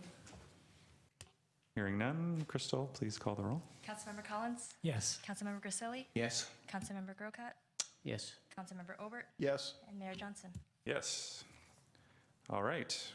Thank you, Crystal. We'll move on to item 10B, consideration of approving a resolution setting a public hearing on November 28th, 2016 to consider 2017 residential and commercial solid waste collection service rates pursuant to Proposition 218. Good evening, Mr. Walter. Mr. Mayor, members of City Council, good evening. Jay Walter, Public Works Director. And tonight, we're here taking our first step to talk about 2017 solid waste rates. Seems like only yesterday we were here talking about 2016 solid waste rates. But as you know, it's an annual process, and so we'll start out tonight so that we can have these rates effective by the time we come around to 2017. So just the discussion topics for tonight, we'll talk a little bit about the rate setting process for members of the public that may not be aware of how this works. We'll talk about the 2017 rates and the revenue requirements for them, and we'll talk about the 2017 recommended rate adjustments that we'll be asking you to send, direct staff to send out a Proposition 218 notice for. Then we'll talk a little bit about the residential commercial rate alignment issues, which are what is primarily shaping the recommendations we have for you tonight. So a little bit about the solid waste rate process. Recology and South Bay Recycling, who are the two companies hired by SBWMA to collect and then dispose of our solid waste in the city of San Carlos, they submit rate applications for how much money they need the following year, and they have to do that by the summer. And so this was completed in the summer of 2016. These were analyzed by SBWMA and agency staff, comments made, revisions made, and then the SBWMA board, of which Councilman Grisilli is the chair, reviews and approves the revenue requirements, and they did that at their September 22nd, 2016 meeting, so just last week. So essentially, we saw what the revenue requirement was going to be for San Carlos. We had a little bit of a heads up going into that, but we got the final numbers after that meeting. This talks about the total contractor's compensation and other pass-through costs, which are the disposal and franchise fees that San Carlos charges. Then the next step is that member agencies go through the process to set their annual rates. So this is the process that we'll be starting now, and other agencies have a little bit different time frame than us based on when their solid waste bills go out. So for 2017, the estimated San Carlos revenue requirement is a little over $8.2 million. That includes the contractor compensation and, as I mentioned, the disposal costs and agency franchise fees. And the estimated collection revenue at the 2016 rates, that is if we made no change to the rates and we collected that revenue, going forward, we would have an estimated collection amount of a little over $8.1 million. So this results in a slight deficit for 2017. And there's a small number of this 14,371 that'll factor into a subsequent calculation that I'll talk about. But essentially, if we left everything the same and we just simply went forward with the rates as is, we would have a slight deficit in what revenue we collected during 2017. And so again, looking at that a little bit more in detail, we have the 2017 collection revenue at the 2016 rates shown as a little over 8.1 million. The Recology Services compensation at a little over 5 million.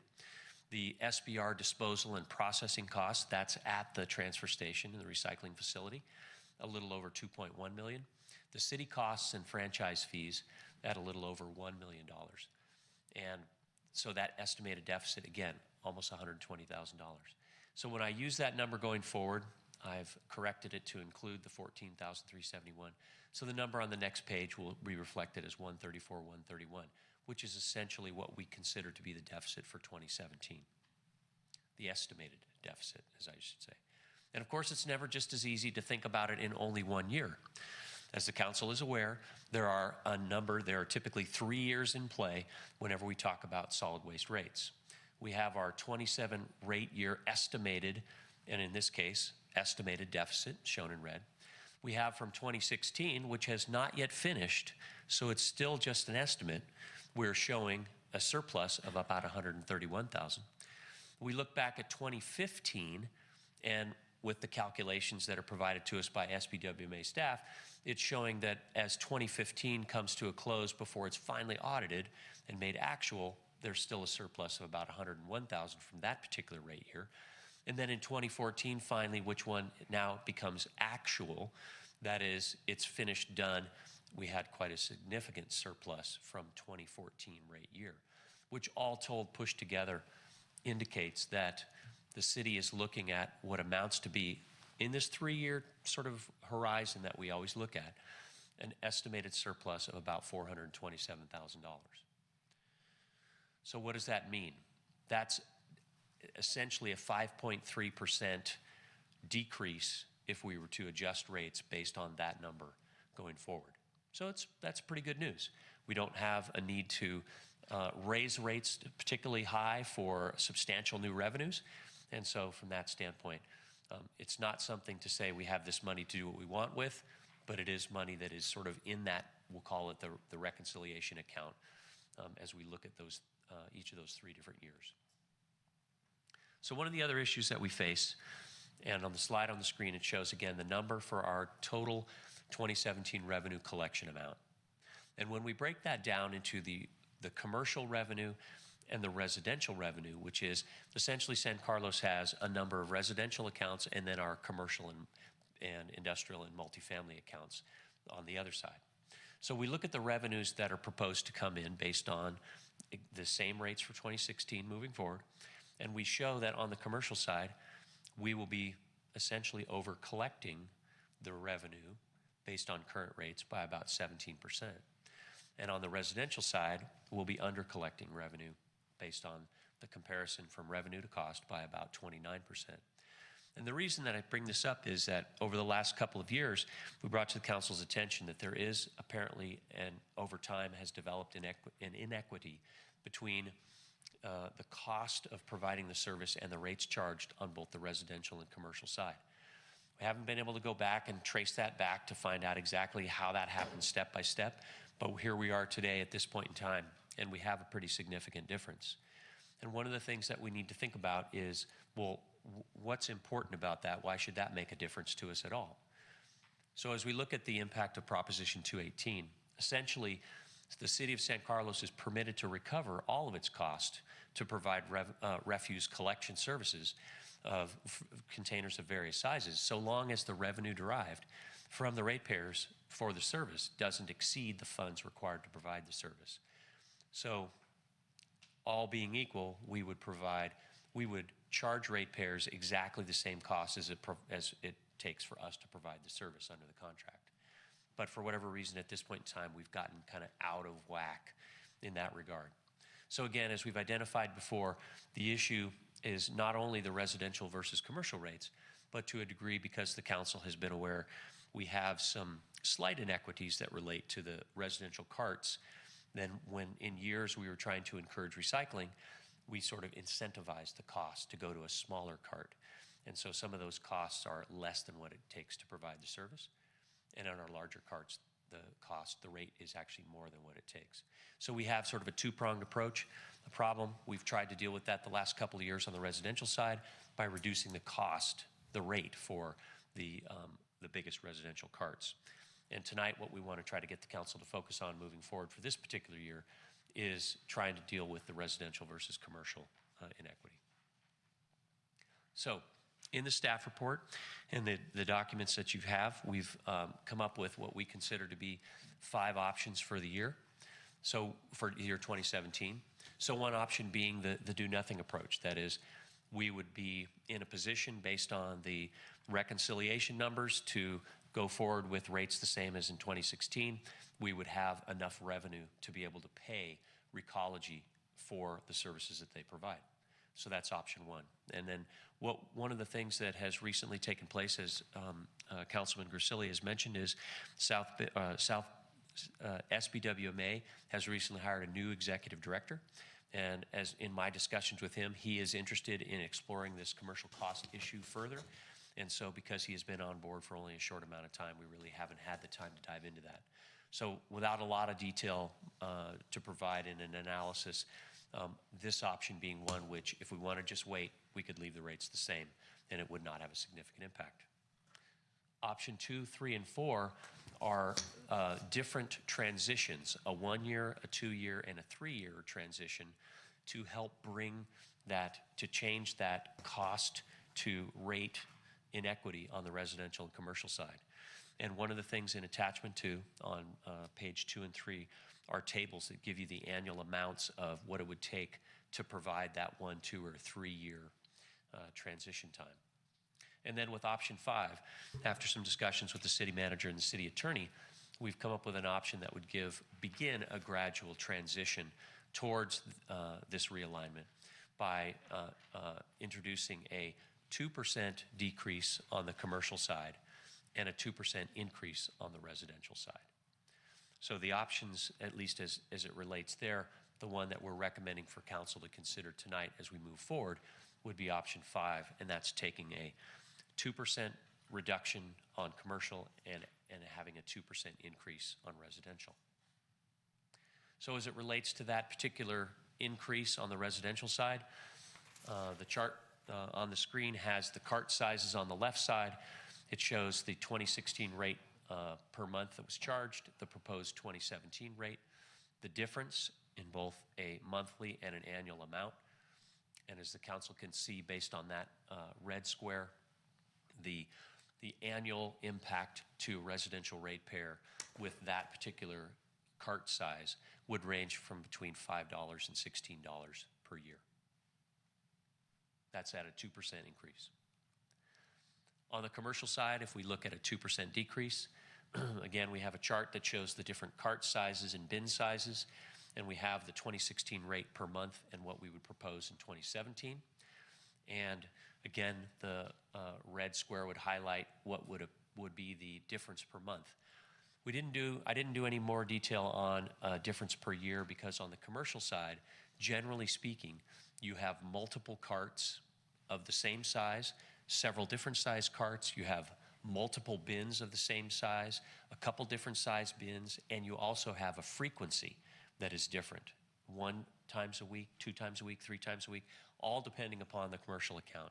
So rather than going into a great deal about that, I just indicated that we would be looking at potentially between, say, 57 cents and $7.58 a month difference on these commercial accounts, if just representing them as having these particular cart or bin sizes. So that's kind of the impact. Again, it would be more because there are many of them that have multiple carts or bins that would go on in terms of the savings that's there. As it relates to unscheduled services, As the council is aware, these are special services such as backyard collection, transporting carts from side yards to curb, putting them back, or special pickups that are scheduled directly through Recology. And per the predetermined index in the franchise agreement, we're looking at the unscheduled services to be increased by 0.51% for 2017.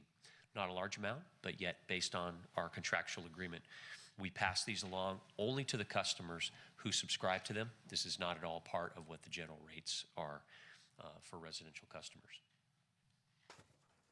And this one sheet, it shows in the middle of the page the San Carlos column for 2017 rate year. You also have this as part of your staff report package, but essentially it sort of walks through from top to bottom the various calculations that are used to determine what the final amount is at the bottom, that 427,191, resulting in a 5.3% essentially surplus for rates for 2017. So the staff recommendation for tonight would be that the council would authorize us to issue the notice of public hearing for Prop 218, to hold that hearing on November 28th, 2016, and increase solid waste rates in the amount of the 0.51% increase for unscheduled services, 2% increase for residential customers across the board, and a 2% decrease for commercial customers across the board. This would be what we would recommend goes in the Prop 218 hearing notice, and would recommend that for council going forward. Next steps, tonight we'll get direction from you. The Prop 218 notice we'll have ready to send out by the end of the week, and then we'll have our public hearing on November 28th, which means our adopted rates can be effective on January 1, 2017, in time for our billing cycle, which is essentially starts in February. So at this point, I'll take questions. Thank you, Jay. We'll start with Matt. Hi, Jay. Trying to understand a couple of things here. The chart you gave us that shows the 2017 rate year estimated deficit, and you end up with 119,000 and some change. There you go. So that's without the 2% up and down? That's correct. And so if we do the 2% up and down, then where are we at this 134? Well, no, the difference would be it would be entirely different calculation based on that 8,121,499. We would have a higher amount of collection revenue on the residential side, and a slightly less amount of collection revenue. Do we have those figures? Do we know what that would be? And what this number down here would be, this 119, would change to what? That would actually, it would stay the same, because we would be making an adjustment on the overall revenue requirements. So the deficit essentially would still be the same for 2017. So to summarize what you just told me is if we raise the residential 2% and drop the commercial 2%, it's revenue neutral. That's correct. Plus or minus a few dollars, I suppose. That's right? correct. Okay. And so do we know what it would look like if, for instance, for sake of discussion, could you, if we wanted to discuss this tonight, could you give us some idea if we went down with the commercial rate at, say, 3% or 4% and didn't touch the residential rate? I don't have that number. I did not do a scenario of that, so I wouldn't have that number for you tonight. Best we could do would be to bring that back to the very next council meeting and have a follow-up to this meeting. However, we do, because of all these surpluses in previous years, we end up, even with this deficit, you were at 427, that we'd still be ahead of the game? Well, when we look at that number, the 427, again, that is that number that sort of crosses over all those three rate years in terms of what surpluses or deficits were sort of pending or finalized for those rate years. So how did we end up with this 130? How did we go from 119 to 134? So there's a number that's part of the calculation, which is additional agency fees of $14,371. That's part of that large rate sheet that was shown that was in the color, the slide that I had later in the presentation. So I had to add that in order to get this 134 amount, which is essentially where we get to with our 27 rate year estimated shortfall. So it, I'm not following that still, sorry. okay. You don't have a slide for that to show. I essentially tried to walk it this way, that when I take those two numbers, the 8,241, 259, and I subtract the 8,121, 499, you Yeah, get I see it. 119,760. So what are additional agency fees? We have the agency fee estimate is something which, as I mentioned in this. We are the agency? We're the agency. So we have, there's city costs that are associated with our garbage collection and revenue that we need. So some of those things are, we pay for our street sweeping out of our trash rates, okay? We also pay for some amount of staff time that is used to do these various things and interact with SBWMA and work on solid waste rates for the year and that kind of thing. We also have household hazardous waste fee that we pay so that service can be provided for San Carlos residents. There's also a 10% franchise fee that's a part of that mix that has been included for other purposes within the city that I don't have all the detail of where that money goes. And we have one other fee, which is a 2% that we're using for litter reduction fee as part of our stormwater program. So essentially those are the agency fees amounts that come out to the 1.088 million that's shown there. And so one of the things I would take from that, although you didn't cover it, is the city itself, we don't act as a business and pay out of our general fund for our garbage pickup at our parks or anywhere. How's that paid for? That's a good question. I'll ask Rebecca if she knows. Honestly, I don't know that. I don't know where that money comes from.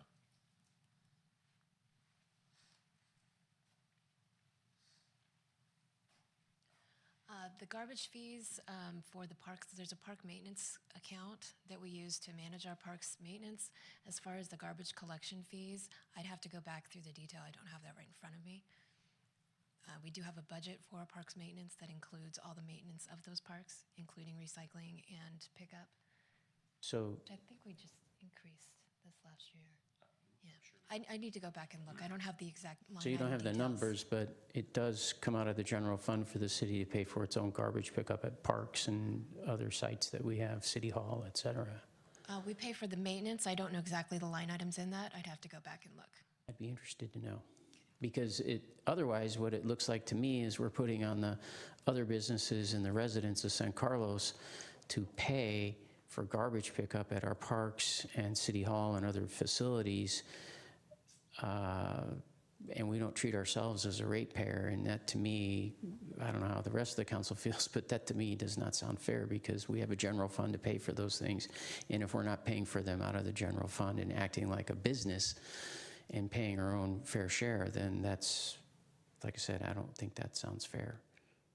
But since you don't know, but it'd be nice to have that information for this analysis. We can go back and look at the line item details. Okay. Okay. Thank you, Matt. Mark?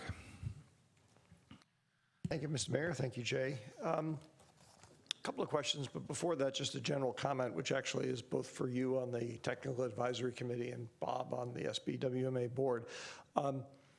I forget the exact phrasing of the saying, but there's a saying that I guess the Chinese ideograph for opportunity is disaster coupled with something else.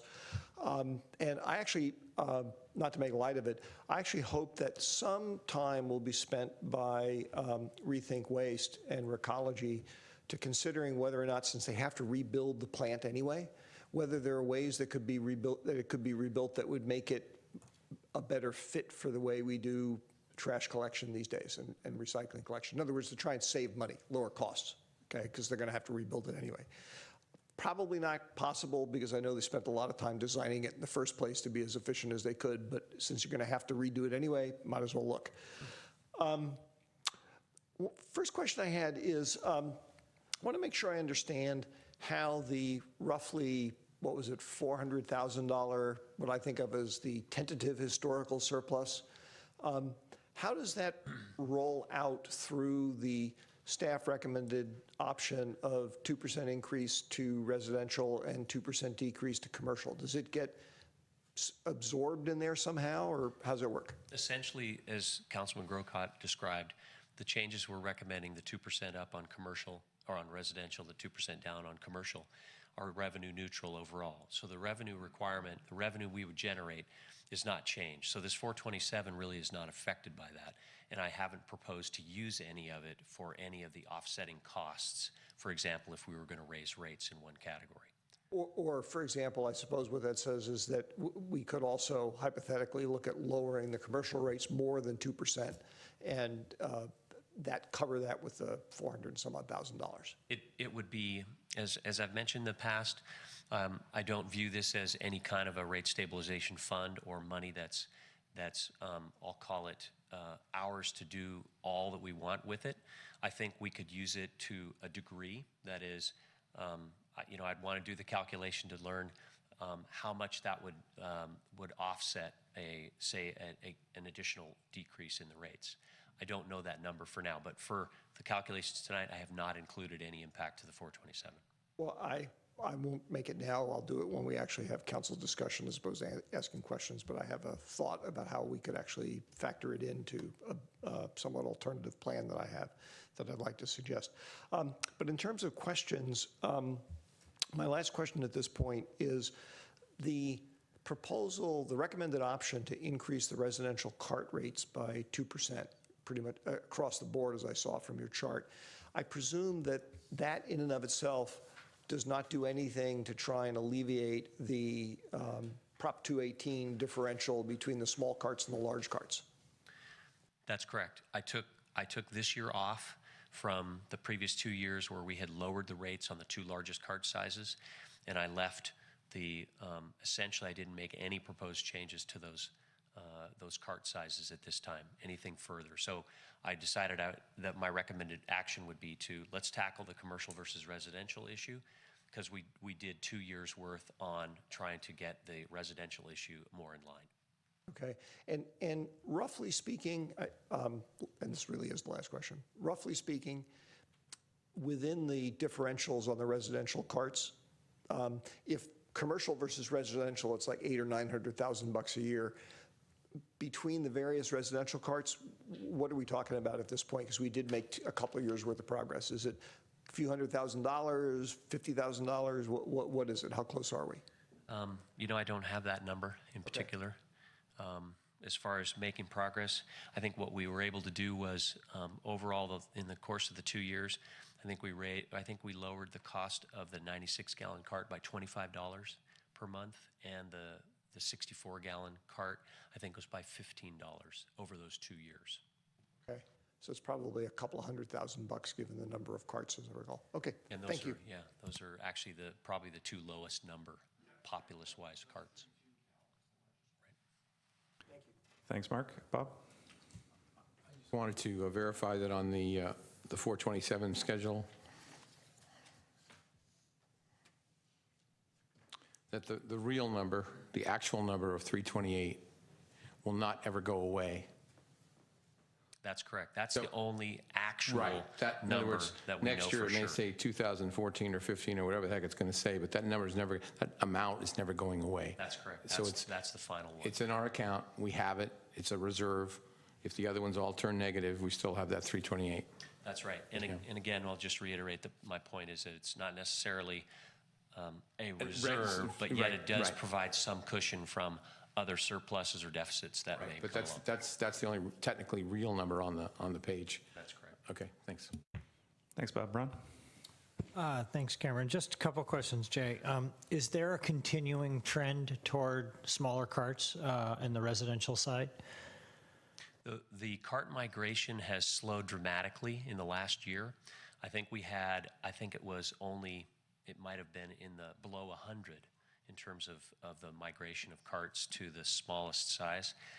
So we've seen the biggest bulk of those changes, and unless there was something else that came along that provided more of an incentive, I think we've probably got it about where it's going to be. All right, so you don't anticipate that it's going to pick up depending on how rates are changed? Is rate changes a motivation to move to smaller carts? Only based on the fact that, in my estimation, the amounts here that show per year the annual increase on the residential side, to me, they don't seem to be significant amounts. So that, to me, is this is not something that I would see as a significant, oh my gosh, I've got to get a smaller cart. Yeah. So that's my own opinion of this, with a very modest rate increase that we're proposing. Yeah, what I was thinking was that by changing rates and stuff, do we sort of create a moving target? So we're always having to make adjustments. I think to a degree we do. As long as we have the inequity between the cost and the rate that's being charged, I think I would recommend that we would be continually moving towards where we make those amounts equal or very close to being equal. So as I would look at this, say a 2% that we're proposing this year, I think in the report I've indicated that it might take us 10 years to finally close the gap, because it's staying around the range of 20%. So my thought would be that it would be something that we would continue to see sort of if we use a modest amount, we would continue to modify the rates. Thank you. Thanks, Ron. Matt, you had an additional question? Yeah, this might be ahead of the game here, but I remember at one of these presentations it being said, I think by these guys, or if not them, by you, that part of our cost is the number of cans that people put out. And when we were talking about this, I remember when we were talking about, the size of your carts that go out.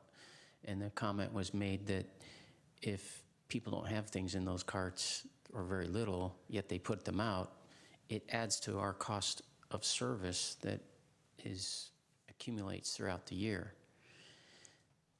So people putting out, for instance, their blue can with their recycles, and there's, it's only a quarter full, and in fact, they could probably put it out once a month as opposed to every week. If people actually exercise that, as a city, our costs would go down, correct? Not necessarily. No? Because the routes wouldn't change significantly. What you'd have is maybe it would be the recycle truck would go and run its particular route, but it would look to dump every blue cart that was there. And you've mentioned that, let's say some people just didn't put it out one week. Well, they still kind of have to run that route to go past that house to get to the next one that has its blue cart out. So I think our cost, generally speaking, wouldn't change as it relates to that, because there would be a defined route that would have potentially a blue cart every week they went to look.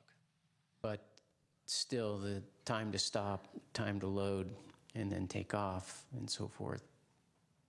Is there no possibly cost to the time out on the road? And I think possibly maybe there would be some impact to rate hours that would go along with that, but I think it would be very small. Something that would have a much greater impact if we did it, if we went that way, was to mandate an every other week pickup versus an every week pickup. And that was something which I think they were trying to pilot in San Mateo, and I think it didn't take very well. There was lots of confusion. So they basically discontinued the idea, but I think that would be really the only way we would see a significant difference in the cost to provide that. Okay, thank you. All right, thanks, Matt. Any additional questions for Jay? Okay, thank you, Jay. Now is the time for public comment. I have one speaker card, Mr. Bill Behrens.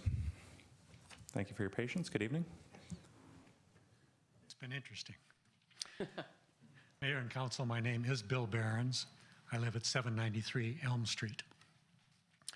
Over the weekend, I exchanged some emails with Councilman Olbert and learned some things about Proposition 218. So I now understand the language in the resolution that you're considering adopting tonight and why it has to set forth the proposed rate change that you're considering.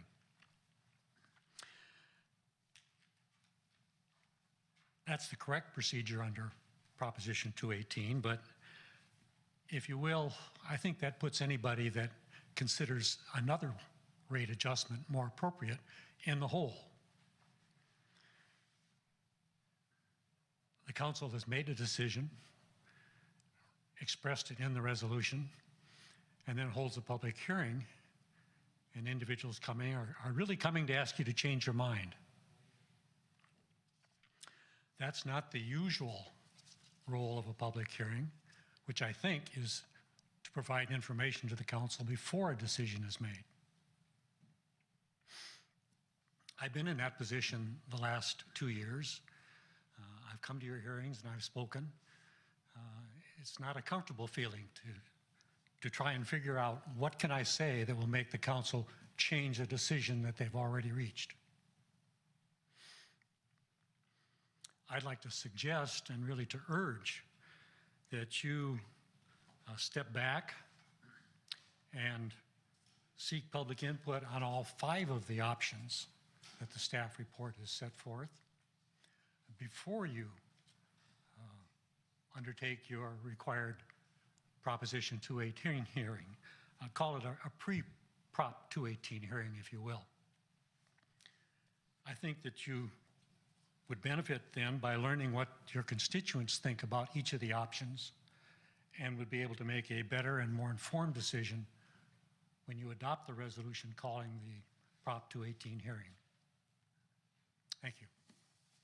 Thank you, sir. All right. Is there anyone else wishing to speak on public comment on this item? Hearing none, I will perhaps entertain a motion or a comment. I have another question. Okay, It was raised by Bill's presentation. Thank you. In the past, we've talked about increasing rates. Like I remember one year we decided to, it might have been last year, I can't remember, but we do this every year. We went with sort of the shock treatment, which was to go with perhaps a higher rate in the card that goes out on the Prop 218 hearing that was higher than we figured we might take action on. And I think we actually did take an action that was lower than what we had put in the notice. And that was by design to sort of shake people up and say, hey, we're going to raise your rates 10%. And then people showed up and wrote letters and so forth. Not a lot, but we still got some. And then we ended up taking an action that was less. So that's on the proposal to go higher. What about on the proposal, as we're talking about tonight, to go lower? Can you explain that? Because, you know, what we notice in this little postcard that goes out, where does that put us? So I'll start, and if I'm not adequate in my explanation, I'll ask Greg to chime in, our city attorney. But essentially what the Proposition 218 notice requires is that the council notice the public, the ratepayers, of the maximum increase that would be considered for the solid waste rates. That being said, if you use 10% as your example, if you provided that notice out to all the ratepayers, then essentially the council's action on that Prop 218 public hearing night couldn't be to increase the rates any more than the 10%. They could choose to increase them by lesser amounts. In fact, in this notice that we would put out, the key point would be that we would be increasing the residential rates by 2% and the unscheduled services by 0.5%. But the fact that we would be decreasing the commercial rates, we would show those commercial rates as equal to last year's, because unless the council decided at the meeting, no, you know what, we don't want to lower those rates. We want to still be able to charge that particular rate. So the key for Prop 218 hearing notice and all that is that you're showing them the maximum rates that you would consider charging for 2017. Very good. Thank you. Thanks, Matt. Would anyone care to make a motion or additional questions? Yes. Just one, Go right ahead, Ron. one additional question, just following up on Matt's point. So option 5 is if we approve this as is with option 5, that is the maximum that we would be charging, is that right? Potentially. All the others are reductions? Sorry. So it would be a 0.5% increase in unscheduled services, right, which is that separate category of things. Right. It would be a 2% increase on all cart sizes on the residential side, and then it would be a 2% decrease on all cart and bin sizes on the commercial side. All right, so that's the notice that goes out. That's what would be in the notice. Then when we have the hearing, we could choose one of the other options? You couldn't choose one of the other options if it was going to increase the solid waste rates by more than the 2% that's in the notice. But we could choose another option that increased the rates less or decreased them. For instance, leave Or them we the could come same. up with option 6, which was something else, which was less than. As long as it was less than what was As long as it was noticed. less. Okay. That's Right, correct. exactly. I understand. All right. Which in that case would give the public an opportunity to weigh in. In other words, if at that meeting we heard enough comment that we decided that we were going to do something different that was not more, we'd have that opportunity. That's correct. Thank you. Thank you, Ron. So I would just like to go ahead and make a motion. I don't know if it needs to mention about the commercial customers because you said the notice doesn't need to. So I would just like to make a motion that we send out notices pursuant to Proposition 218, indicating that we would make a maximum 2% increase for residential customers and a maximum 0.51 increase for all unscheduled services. And Mr. Mayor, if I may, there is actually a resolution for you to consider. I know there is. Same thing, so I was just I going know to there make is. that I point. gave my resolution. I left out the commercial on purpose. Okay. Yeah. Okay, I have a motion. Of course, I'm always confused. So, Mr. City Attorney, what he left out the commercial part of it, so what does that mean? Does it mean anything? We set, So we have, it's basically setting, consider solid waste collection rates. It doesn't give any numbers. It Right, doesn't give any numbers in the resolution. Jay is, correct me if I'm wrong, but these rates, are they set by ordinance or are they set by? These are set by resolution. By resolution, okay, because we set the other rates by ordinance for That's correct, for sewer. sanitary sewer. So since we do it by resolution, we have more flexibility. So the ultimate rates is going to have to be set in your resolution, but for purposes of noticing the Prop 218, that process is what enables you to increase the rates, but you always have the flexibility to decrease them from what they currently are. Understand all of that. Doesn't it have to say residential and commercial in the resolution? Otherwise, commercial is left out of the, I'm just asking. No, for tonight's purpose, you're just noticing the public hearing. Okay. So in the final resolution that you're going to approve it will have to have the rates. Final. Yeah. But we don't have to put the word commercial solid rate. No, we don't tonight because Okay, we're not that's fine. proposing any I increase. just want to make sure. I understand. Okay. It's fine. Okay. It's a good question. Still looking for a second. No, second. All right, I have a motion and a second. Any discussion? Yes, Mr. Mayor? Mark? Thank you. I'm going to vote against this resolution. And the reason I'm going to vote against the resolution is because of the issue related to what Bob was just going through with the city attorney and with Jay. I actually would be fine voting for this if it mentioned our, I guess I will call it intentions about commercial rates, whatever those might be. And the reason I say that is because look, I would love to provide trash service for free to everybody, and that's not possible. What I really worry about is situations where, there's almost $1 million a year that commercial accounts are paying more than costs into the city under the current approach. We have been sued in the past in the sewer area by hotel operators who felt that they were being disproportionately charged, above and beyond the cost of their service. There's a risk here, and it's a risk that keeps growing. And we can dance around it as much as we like, but we have to do something about it. And I realize that what we actually do is going to be set in November, but I'm just not happy with dancing around it that way. Mark, if I might ask, so are you saying that you're in favor of the staff recommendation, but not the resolution as it was, or the motion as it was phrased? Correct. I might suggest that you offer a substitute amendment and see if anyone wants to take you up on the offer. I tell you what, I'll do that in a second. I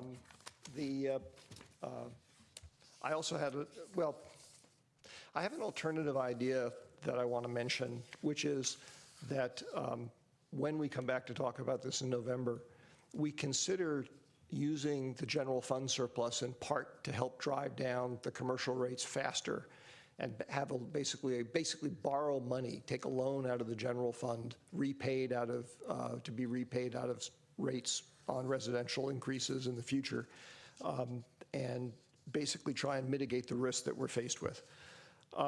But for now, I guess, per the mayor's suggestion, I guess I can do this with, I move to adopt resolution 2016, a resolution dash 93, a resolution of the City Council of the City of San Carlos setting a public hearing on November 28, 2016 to consider 2017 residential commercial solid waste collection services rates pursuant to Proposition 218, Option 5. Is that what I'm supposed to say? Option 5. I will second.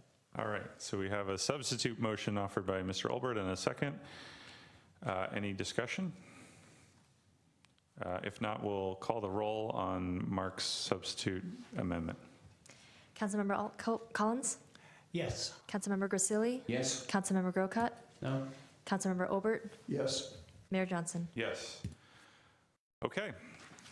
With that, we are finished with tonight's business and we are adjourned. Thank you.